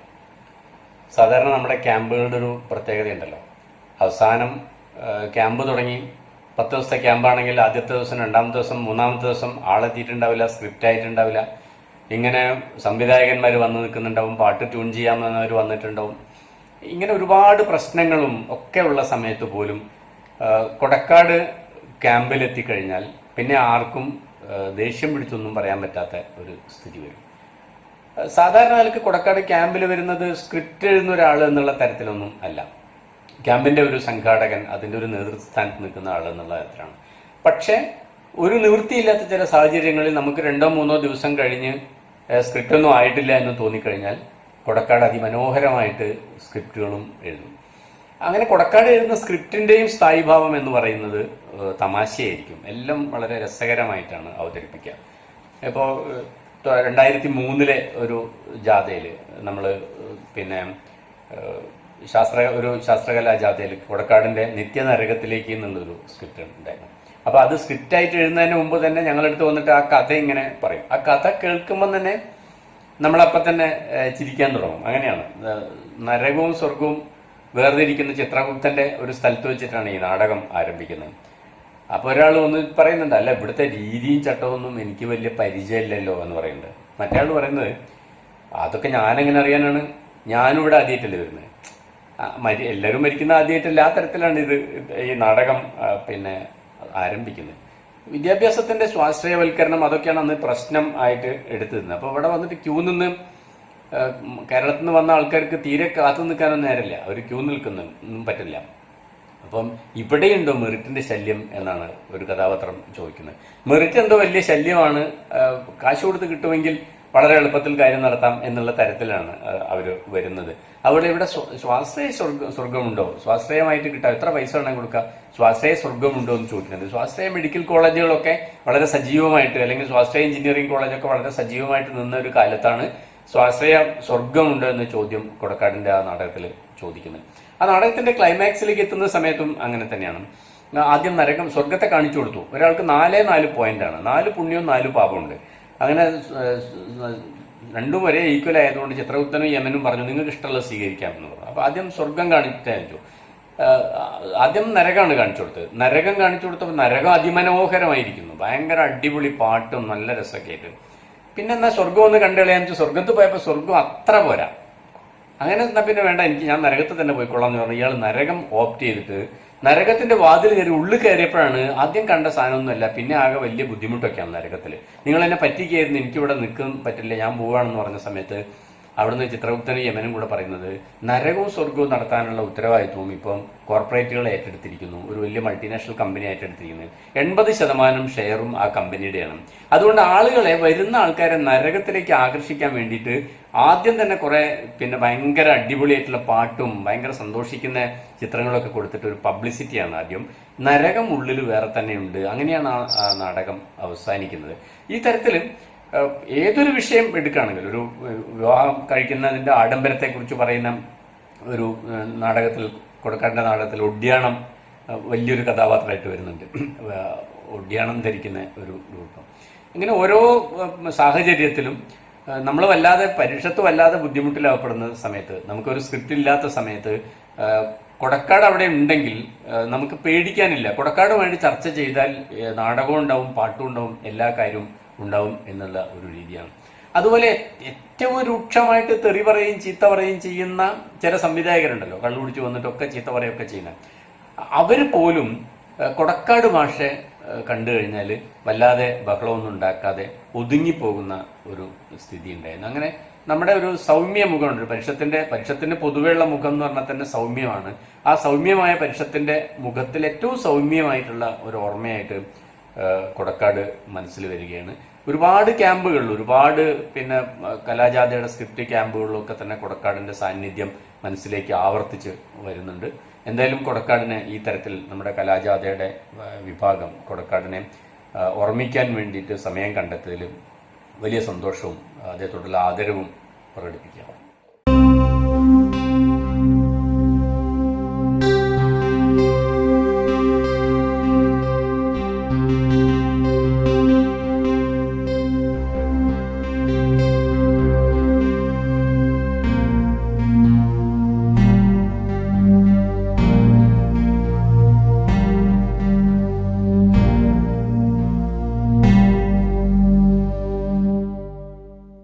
കൊടക്കാട് മാഷിനെ കുറിച്ച് ഒരു അനുസ്മരണം നടത്തണമെന്ന് പറഞ്ഞതു മുതൽ എന്തു പറയണമെന്ന ആലോചനയിലായിരുന്നു ഞാൻ. അദ്ദേഹത്തോട് അടുപ്പമുള്ള എല്ലാവരെയും പോലെ എന്നിലും മാഷ് വലിയ സ്വാധീനം ചെലുത്തിയിട്ടുണ്ട്. കലാജാഥ ചുമതലക്കാരനായി പ്രവർത്തിക്കുന്ന കാലഘട്ടത്തിലാണ് വ്യക്തിപരമായിട്ടുള്ള അടുപ്പം മാഷുമായിട്ട് പുലർത്താൻ കഴിഞ്ഞത്. മാഷെ ഞാൻ ആദ്യം കാണുന്നത് ഞാൻ 8ാം ക്ലാസ്സിൽ പഠിക്കുമ്പോൾ കണ്ണൂരിലെ ശിവപുരം ഹൈസ്കൂളിൽ നടന്ന ഒരു ജില്ലാതല ബാലവേദി ക്യാമ്പിൽ വെച്ചാണ്. ആ ക്യാമ്പിൽ കവിതാ ക്ലാസ് എടുത്തിരുന്നത് മാഷാണ്. മാഷിൻ്റെ മട്ടിമരം കൊണ്ടുണ്ടാക്കണ തീപ്പെട്ടി, കൊച്ചു കുട്ടികൾ ഉണ്ടാക്കിയിടുന്ന തീപ്പെട്ടി എന്ന പ്രശസ്തമായ വരികൾ മാഷ് ചൊല്ലിത്തരികയും തുടർന്ന് അതിൻ്റെ ബാക്കി വരികൾ ഞങ്ങളോട് എഴുതാൻ ആവശ്യപ്പെടുകയും ചെയ്തത് ഇന്നും ഓർക്കുകയാണ്. അന്നത്തെ മാഷിൻ്റെ ആ രൂപം, ശുഭ്ര വസ്ത്രധാരിയായി സുമുഖനായ കൊടക്കാട് മാഷെ ഇപ്പോഴും ഓർക്കുകയാണ്. പിന്നീട് മുതിർന്നതിന് ശേഷം പരിഷത്തിൽ സജീവമായി പ്രവർത്തിക്കുന്ന സന്ദർഭത്തിൽ പല അവസരങ്ങളിലും മാഷിൻ്റെ പ്രസംഗം കേൾക്കാൻ അവസരമുണ്ടായിട്ടുണ്ട്. വളരെ താല്പര്യപൂർവം കേൾക്കുന്ന പരിഷത്ത് പ്രസംഗങ്ങളിലൊന്ന് കൊടക്കാട് മാഷിൻ്റേതാണ്. അതിൻ്റെ കാരണം മറ്റൊന്നുമല്ല, അദ്ദേഹം വളരെ ലളിതമായും നർമ്മം ചാലിച്ചും കാര്യങ്ങൾ അവതരിപ്പിക്കുന്ന ഒരു ശൈലി കൊണ്ടാണ്. സംസ്ഥാന നിർവാഹക സമിതിയിൽ പ്രവർത്തിക്കാൻ അവസരം ലഭിച്ചപ്പോൾ കലാവിഭാഗത്തിലാണ് എനിക്ക് ചുമതലയുണ്ടായിരുന്നത്. ആദ്യത്തെ കലാ സബ് കമ്മിറ്റി അംഗമായി ഞാൻ വരുന്നത് അതിൻ്റെ ജോയിൻറ്റ് കൺവീനർ ആയിട്ടാണ്. അതിൻ്റെ കൺവീനർ കാവുമ്പായി മാഷായിരുന്നു, ചെയർമാൻ കൊടക്കാട് മാഷാണ്. അപ്പോൾ കാവുമ്പായി മാഷ് എല്ലാ പണികളും എന്നെയാണ് ഏൽപ്പിച്ചിരുന്നത്. അത് അദ്ദേഹം എന്നെ ഇതിലേക്ക് ഒന്ന് പരിചയപ്പെടുത്തിയെടുക്കാൻ, ഈ സംഘാടനത്തിൻ്റെ എല്ലാ വശങ്ങളും മനസ്സിലാക്കാൻ ബോധപൂർവം എന്നെ ഏൽപ്പിച്ചതാണ് എന്ന് ആണ് ഞാനിന്ന് മനസ്സിലാക്കുന്നത്. ഇന്ന് ഞാനത് തിരിച്ചറിയുന്നത്. അതിനെല്ലാം വളരെ പിന്തുണയോടുകൂടി കൊടക്കാട് ശ്രീധരൻ മാഷ് ഉണ്ടായിരുന്നു, ചെയർമാൻ എന്ന നിലയിൽ. അന്ന് പ്രദീപ് വണ്ടൂരിൻ്റെ ഉലകവൃത്താന്തം എന്ന് പറയുന്ന ഒരു നാടകം, ഗോപിനാഥ് കോഴിക്കോടാണ് അതിൻ്റെ സംവിധാനം. അപ്പോൾ അതിനുവേണ്ടി ഇവരെ കാണാനും ഒക്കെയുള്ള യാത്രകൾ, ചർച്ചകൾ, എല്ലാ സമയത്തും കൊടക്കാട് മാഷ് എന്നെ വിളിക്കും, ശ്രീനിയെ എന്ന് വിളിക്കും. ഫോൺ വിളിച്ച് പറയും എപ്പോൾ പുറപ്പെടും, ഏത് ട്രെയിനിൽ. ഇപ്പം ഞാൻ ഇവിടുന്ന് കണ്ണൂരിൽ നിന്ന് കയറും, മാഷ് അവിടുന്ന് കയറും. അങ്ങനെ ഞങ്ങൾ രണ്ടുപേരും ഒരുമിച്ചാണ് ഈ ക്യാമ്പുകളിലേക്കും സമ്മേളനങ്ങൾ, ഈ യോഗങ്ങളിലേക്കുമൊക്കെയുള്ള യാത്രകൾ നടത്താറ്. അങ്ങനെ കൂടുതൽ അടുപ്പം പുലർത്താൻ കഴിഞ്ഞത്. ആ യാത്ര തുടങ്ങി തീരുന്നത് വരെ മാഷ് സംസാരിച്ചു കൊണ്ടേയിരിക്കും. സീറ്റൊന്നും ഇല്ലാതെ തിരക്ക് പിടിച്ച ട്രെയിനിലൊക്കെ ജനറൽ കമ്പാർട്ട്മെൻറ്റിൽ ഈ ടോയ്ലറ്റിൻ്റെ വാതിലിനടുത്തൊക്കെ നിന്ന് മാഷ് യാത്ര ചെയ്തിട്ടുണ്ട്. അപ്പോഴൊക്കെ മാഷ് അസുഖബാധിതനാണ്, പ്രമേഹ രോഗത്തിൻ്റെ ചികിത്സയിലാണ് മാഷ്. അപ്പോൾ ഇതൊക്കെ ഇപ്പോൾ ഓർമ്മിക്കുകയാണ്. ഈ സംഘടനയ്ക്ക് വേണ്ടി അദ്ദേഹം ആ കാലത്തും എടുത്തിട്ടുള്ള ഒരു ത്യാഗം എന്നുള്ളത്. അപ്പോൾ അങ്ങനെ വളരെ അടുത്ത് പ്രവർത്തിക്കാൻ കഴിഞ്ഞിട്ടുള്ള കൊടക്കാട് മാഷെ ഒരുപാട് അനുഭവങ്ങൾ, ഓർമ്മകൾ എനിക്ക് ഓർത്തെടുക്കാൻ ഉണ്ട്.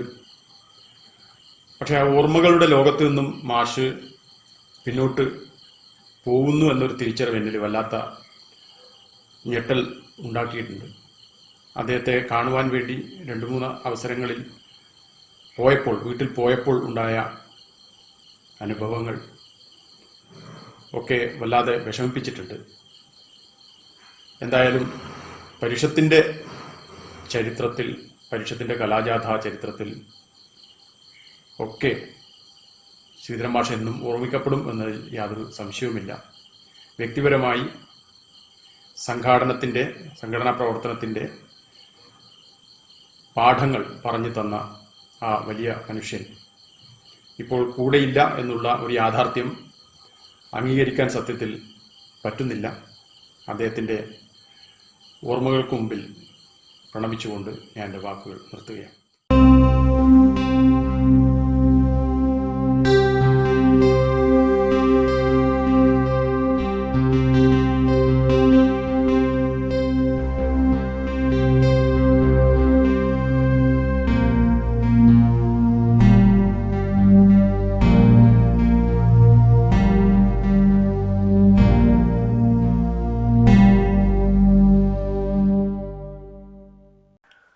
നമസ്കാരം. ശാസ്ത്രകലാ ജാഥ എന്ന പരിഷത്തിൻ്റെ ആശയപ്രചരണ പ്രസ്ഥാനവുമായി ബന്ധപ്പെട്ട് കൊടക്കാട് ശ്രീധരൻ മാഷിനോടൊപ്പം പ്രവർത്തിക്കാൻ കഴിഞ്ഞതിൻ്റെ അനുഭവങ്ങളാണല്ലോ ഇവിടെ പങ്കുവയ്ക്കപ്പെടുന്നത്. 80കളുടെ ആദ്യ പകുതിയിലെ ഏതാനും കലാജാഥകളിലെ അംഗമാകാനും പിൽക്കാല ജാഥകളിൽ പലതിൻ്റെയും ആശയരൂപീകരണ തലത്തിലും സ്ക്രിപ്റ്റ് നിർമ്മാണത്തിലും പങ്കാളിയാകാനും കഴിഞ്ഞിട്ടുള്ള ഒരു പരിഷത്ത് പ്രവർത്തകൻ എന്ന നിലയിൽ കൊടക്കാട് അനുഭവത്തിൻ്റെ തേജപ്രസരമേൽക്കാൻ എനിക്കും അവസരമുണ്ടായിട്ടുണ്ട്. മറ്റു പലരെയും പോലെ എനിക്കും പെട്ടെന്ന് ഓർമ്മയിൽ വരുന്നത് ഓരോ വർഷവും ആവശ്യമുള്ള നാടകങ്ങളും പാട്ടുകളും മറ്റിനങ്ങളും എഴുതിക്കെട്ടുന്നതിനായി കലാവിഭാഗം വിളിക്കുന്ന രചയിതാക്കളുടെ യോഗങ്ങളുടെയും പിന്നെ വരുന്ന റിഹേഴ്സൽ വേളകളിലെയും അദ്ദേഹത്തിൻ്റെ ഇടപെടലുകളാണ്. 3 തരത്തിലാണ് അവ. ഒന്ന്, കലാരൂപങ്ങളുടെ ഉള്ളടക്കം സംബന്ധിച്ച് ഓരോ ജാതിക്കും മുന്നോടിയായി സംഘടിപ്പിക്കുന്ന ചർച്ചകളിൽ പങ്കെടുത്ത് നടത്തുന്ന അവതരണങ്ങൾ, അഭിപ്രായ പ്രകടനങ്ങൾ. ചർച്ചാ വിഷയത്തെ ആഴത്തിൽ വിശദമാക്കുന്നവ എഴുത്തുകാർക്കും സംവിധായകർക്കും നൽകുന്ന ദിശാബോധം കൃത്യമായിരിക്കും. 2, ക്യാമ്പുകളിൽ നടക്കുന്ന എഴുത്ത് റിഹേഴ്സൽ ഘട്ടങ്ങളിലെ ഇടപെടലുകൾ. തയ്യാറാക്കുന്ന പരിശീലിക്കുന്ന കലാരൂപങ്ങളുടെ സംഘടനാപരമായ പ്രസക്തി സംവിധായകർക്കും അഭിനേതാക്കൾക്കും ബോധ്യപ്പെടുത്തി കൊടുക്കുന്നതാവും അവ. അഭിപ്രായങ്ങളും നിർദ്ദേശങ്ങളും നാടകീയമായി പ്രകാശിപ്പിക്കാൻ കൊടക്കാടിനൊരു സവിശേഷമായ സിദ്ധി തന്നെ ഉണ്ടായിരുന്നു. അവയിലൂടെയാണെങ്കിലും നാടകങ്ങൾക്കും മറ്റും ഉപകാരപ്പെടുന്ന കഥകളും ഉപകഥകളും കഥാസന്ദർഭങ്ങളും കഥാപാത്രങ്ങളും എന്തിന് സംഭാഷണമായി നാടകങ്ങളിൽ ഉപയോഗിക്കാവുന്നത്ര ജൈവമായ വാചക ശകലങ്ങളും അങ്ങനെ അനർഗളം വന്നുകൊണ്ടിരിക്കും. 3, ആവശ്യമായി വരുന്ന സന്ദർഭങ്ങളിൽ നടത്തുന്ന നാടകരചനയാണ്. തനി ഗ്രാമീണമായ സന്ദർഭങ്ങളും കഥാപാത്രങ്ങളും ഗ്രാമീണമായ സംഭാഷണങ്ങളുമായിട്ടായിരിക്കും അദ്ദേഹത്തിൻ്റെ നാടകങ്ങൾ രൂപപ്പെടുക. മറ്റ് സ്ക്രിപ്റ്റുകളിൽ നിന്ന് വ്യത്യസ്തതയാർന്ന ഒരു പ്രസാദാത്മകമായ പുതുമയും തനിമയും അവയിൽ സന്നിഹിതമായിരിക്കുകയും ചെയ്യും. കലാരൂപങ്ങളിലൂടെ ജനങ്ങളിൽ എത്തിക്കാൻ പരിഷത്ത് ഉദ്ദേശിക്കുന്ന ആശയങ്ങൾ ഒട്ടും ചോർച്ചയില്ലാതെയും അതേസമയം ജനകീയമായും വിനിമയം ചെയ്യാൻ കൊടക്കാടിൻ്റെ ഇത്തരം ഇടപെടലുകൾ ഉറപ്പായും സഹായകമാകുന്നു എന്നത് ഞങ്ങളിൽ പലരുടെയും നേരനുഭവമാണ്. റിഹേഴ്സൽ ക്യാമ്പുകളിൽ എത്തുന്ന അഭിനേതാക്കളിൽ പലരും പലപ്പോഴും പരിഷത്തിൽ തന്നെ പുതുമുഖങ്ങളായിരിക്കും. അവർക്ക് പരിഷത്തിനെ, കലാജാഥയെ, കലാപരിപാടികളുടെ വിഷയങ്ങളെ, അവയുടെ ഉദ്ദേശ ലക്ഷ്യങ്ങളെ മനസ്സിലാക്കി കൊടുക്കാൻ നൽകുന്ന കൊടക്കാടൻ തനിമയുള്ള ക്ലാസ്സുകളാണ് മറ്റൊരു അവിസ്മരണീയമായ ഓർമ്മ. ആരും ഒരു പ്രവർത്തനത്തെയും ലാഘവത്തോടെ കാണരുത്. എല്ലാ പ്രവർത്തനങ്ങൾക്കും വിപുലമായ അർത്ഥതലങ്ങളുണ്ടെന്ന് ഏവരും മനസ്സിലാക്കണം. അങ്ങനെ ഒരു നിഷ്കർഷ അപ്പോഴേക്ക് അദ്ദേഹത്തിൽ ഉണ്ടായിരുന്നുവെന്ന് തോന്നും. ഒരു ഉദാഹരണം ഇവിടെ പറയാം. കേരളത്തിൽ സാക്ഷരതാ യജ്ഞം നടന്ന 1990 ഭാരത ജ്ഞാനവിജ്ഞാന സമിതി പരിഷത്തുമായി ചേർന്ന് സംസ്ഥാന വ്യാപകമായി വനിതകളുടെ ഒരു കലാജാഥ നടത്തിയിരുന്നു. അതിൻ്റെ സംസ്ഥാനതല റിഹേഴ്സൽ ക്യാമ്പിൽ ഒരു ദിവസത്തെ സംസ്ഥാന കമ്മിറ്റി മേൽനോട്ടക്കാരനായി അദ്ദേഹവും എത്തിയിരുന്നു. ക്യാമ്പിൽ റിഹേഴ്സൽ കൊണ്ടുപിടിച്ച് നടക്കുന്നു. പെൺകുട്ടികളാണ് ക്യാമ്പ് അംഗങ്ങളിൽ ഏറെയും. അവരാകട്ടെ നേരത്തെ പറഞ്ഞതുപോലെ പരിഷത്തിന്റെ പ്രവർത്തനങ്ങളിലേക്ക് നടാടെ കടന്നു വന്ന പുതുമുഖങ്ങൾ. സാക്ഷരതാ പ്രവർത്തനത്തെയും ജാഥയുടെയും പ്രസക്തിയെയും പ്രാധാന്യത്തെയും കുറിച്ച് അവർക്കായി ഒരു ക്ലാസ് എടുക്കണമെന്ന് ഞങ്ങൾ അദ്ദേഹത്തോട് അഭ്യർത്ഥിച്ചു. റിഹേഴ്സലും ഭക്ഷണവും എല്ലാം കഴിഞ്ഞ് രാത്രി ഏറെ വൈകിയേ ആ ക്ലാസ് ആരംഭിക്കാൻ കഴിഞ്ഞുള്ളൂ. സാക്ഷരതാ പ്രവർത്തനം ഉൽപാദനപരമായ വികസന പ്രവർത്തനമല്ലെന്നും അതിനാൽ ധനസഹായം അർഹിക്കുന്നില്ലെന്നുമുള്ള ലോകബാങ്കിന്റെ നിലപാട് വിവരിച്ച് യാതൊരു തരത്തിലും യാതൊരു വ്യക്തിയും യാതൊരു പ്രതിഫലവും വാങ്ങാതെ തികച്ചും സ്വയം സന്നദ്ധരായി നടത്തുന്ന നമ്മുടെ സാക്ഷരതാ പ്രവർത്തനം ആ പ്രത്യേകത കൊണ്ട് തന്നെ ഒരു ആഗോള മാതൃകയാണെന്നും ലോകരാജ്യങ്ങൾക്ക് പൊതുവിൽ 3 ലോകരാജ്യങ്ങൾക്ക് വിശേഷിച്ചും പ്രയുക്തമായ ഒരു ബദൽ വികസന തന്ത്രമാണെന്നും അതാണ് കേരളത്തിൻ്റെ സാക്ഷരതാ യജ്ഞത്തിൻ്റെ സവിശേഷതയെന്നും പദ്ധതികൾ മേലെ നിന്ന് കെട്ടിയിറക്കുന്ന നടപ്പ് വികസന ശൈലിക്കും കാഴ്ചപ്പാടിനും എതിരായ പ്രതിരോധ സമരം കൂടിയാണെന്നും ഈ ജനകീയ പങ്കാളിത്ത മാതൃക എന്നതിനാൽ ക്യാമ്പുകളടക്കമുള്ള എല്ലാ സാക്ഷരതാ പ്രവർത്തകരും പോരാളികളും സാക്ഷരതാ ബ്രിഗേഡ് എന്ന സംജ്ഞയ്ക്ക് അക്ഷരാർത്ഥത്തിൽ അവകാശികളും ആണെന്നും എല്ലാം വിവരിച്ചുകൊണ്ടാണ് അദ്ദേഹം ആ ക്ലാസ് പൂർത്തിയാക്കിയത്. ആ അവതരണം അതിൻ്റെ സ്വതസിദ്ധമായ ലാളിത്യം, രസികത്വവും ഹൃദയവർജകത്വവും കൊണ്ട് ആ രാത്രിയെ പകലാക്കി മാറ്റി. ക്യാമ്പ് അംഗങ്ങളെ ഉന്മേഷശാലികളും വരും ദൗത്യങ്ങൾക്ക് സജ്ജരുമാക്കി. ക്യാമ്പ് അംഗങ്ങളെ ഒരു പുത്തൻ ഉറവിലേക്ക് നയിച്ചുവെന്ന് മാത്രമല്ല, സാക്ഷരതാ പ്രവർത്തനത്തിന്റെ പ്രാധാന്യം പറഞ്ഞു വയ്ക്കുന്ന ഒരു ലഘുനാടകത്തിന്റെ നിർമ്മിതിക്ക് ആ ക്ലാസ് ആധാരമാവുകയും ചെയ്തു. കേവലമായ കലാപ്രകടന താല്പര്യത്തിന്റെ മാത്രം അടിസ്ഥാനത്തിൽ പരിഷത്ത് കലാജാഥയിൽ അംഗമാകാൻ വരുന്ന ആരെങ്കിലും ഉണ്ടെങ്കിൽ അവരെല്ലാം മറ്റൊരു മാനസിക ബൗദ്ധിക നിലവാരത്തിലേക്ക് ഉയർത്തുന്ന ഇത്തരം ക്ലാസ്സുകളുടെ എത്ര അനുഭവങ്ങൾ ഞങ്ങൾക്ക് പറയാനുണ്ട്. രോഗബാധിതനായി യാത്ര അസാധ്യമാകുന്ന ഘട്ടം വരെയും പരിശീലന ക്യാമ്പുകളിൽ മുടങ്ങാതെ എത്തിച്ചേർന്ന് സ്ക്രിപ്റ്റുകളെ തൻ്റെ കൃത്യമായ ദിശാബോധവും നർമ്മം നിറഞ്ഞ അഭിപ്രായ പ്രകടനങ്ങളും കൊണ്ട് സാർത്ഥകവും സമ്പുഷ്ടവുമാക്കാൻ അദ്ദേഹം ദത്തശ്രദ്ധരായിരുന്നു. ഇപ്പോഴദ്ദേഹം നമ്മോടൊപ്പമില്ല. അദ്ദേഹത്തിൻ്റെ വിയോഗം എല്ലാവർക്കും എന്ന പോലെ പരിഷത്ത് സംഘടനയ്ക്കും പരിഷത്ത് കലാവിഭാഗത്തിന് വിശേഷിച്ചും വളരെ വലിയ നഷ്ടമാണ്. അദ്ദേഹം ഉണ്ടായിരുന്നെങ്കിൽ പിന്നീട് വന്ന കലാജാഥകളുടെ എല്ലാം ആശയപരമായ നിലവാരം ഇപ്പോഴുള്ളതിനേക്കാൾ എത്ര കണ്ട് ഉയരുമായിരുന്നു. നഷ്ടങ്ങളെ ചൊല്ലി നെടുവീർപ്പിടാനേ നമുക്ക് കഴിയും. ആ ജീവിതത്തെയും പ്രവർത്തനങ്ങളെയും ആദരവോടെ സ്മരിക്കുന്നു, പ്രണാമം അർപ്പിക്കുന്നു.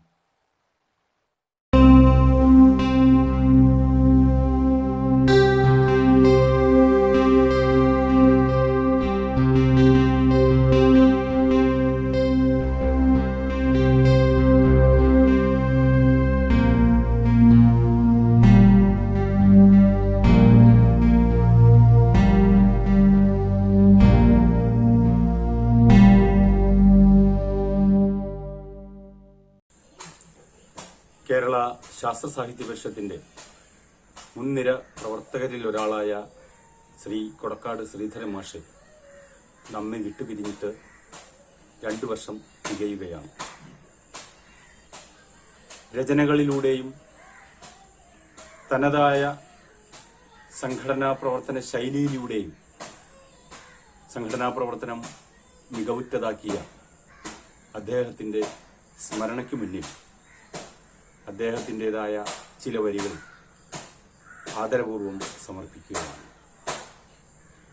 ഒരു കതിരിൻ മണികൾ നമ്മൾ, ഒരു കുഴലിൻ നാദം നമ്മൾ, പലവർണ്ണ പൂക്കളുതിർക്കും കുളിർവാടി തളിരുകൾ നമ്മൾ നമ്മൾ.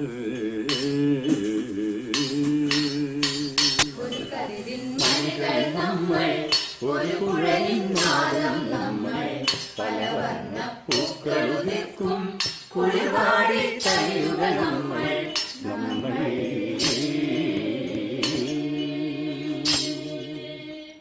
ഒരു കതിരിൻ മണികൾ നമ്മൾ, ഒരു കുഴലിൻ നാദം നമ്മൾ, പലവർണ്ണ പൂക്കളുതിർക്കും കുളിർവാടി തളിരുകൾ നമ്മൾ നമ്മൾ.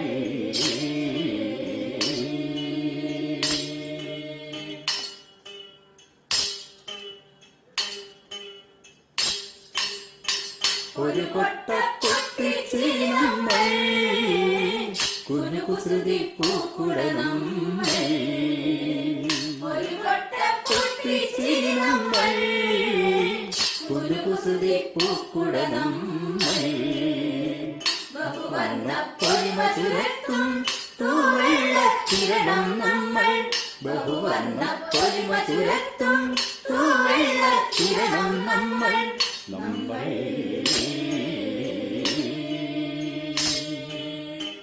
ഒരു കതിരിൻ മണികൾ നമ്മൾ, ഒരു കുഴലിൻ നാദം നമ്മൾ, പലവർണ്ണ പൂക്കളുതിർക്കും കുളിർവാടി തളിരുകൾ നമ്മൾ നമ്മൾ.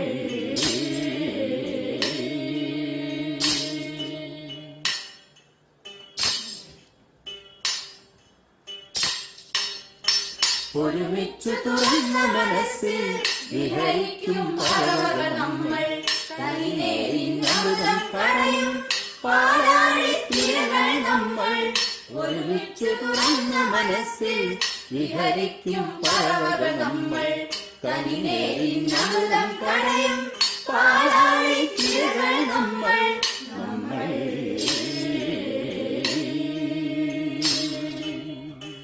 ഒരു കതിരിൻ മണികൾ നമ്മൾ ഒരു കുഴലിൻ നാദം നമ്മൾ പല വർണ്ണ പൂക്കളുതിർക്കും കുളിവാടി കഴിയുക നമ്മൾ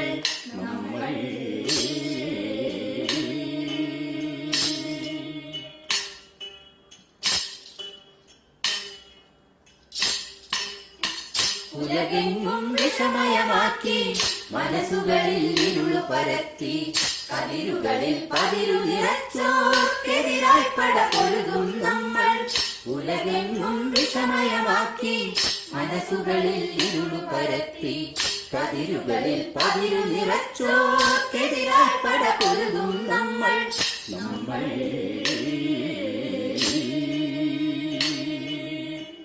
ഒരു കതിരിൻ മണികൾ നമ്മൾ ഒരു കുഴലിൻ നാദം നമ്മൾ പല വർണ്ണ പൂക്കളുതിർക്കും കുളിവാടി കഴിയുക നമ്മൾ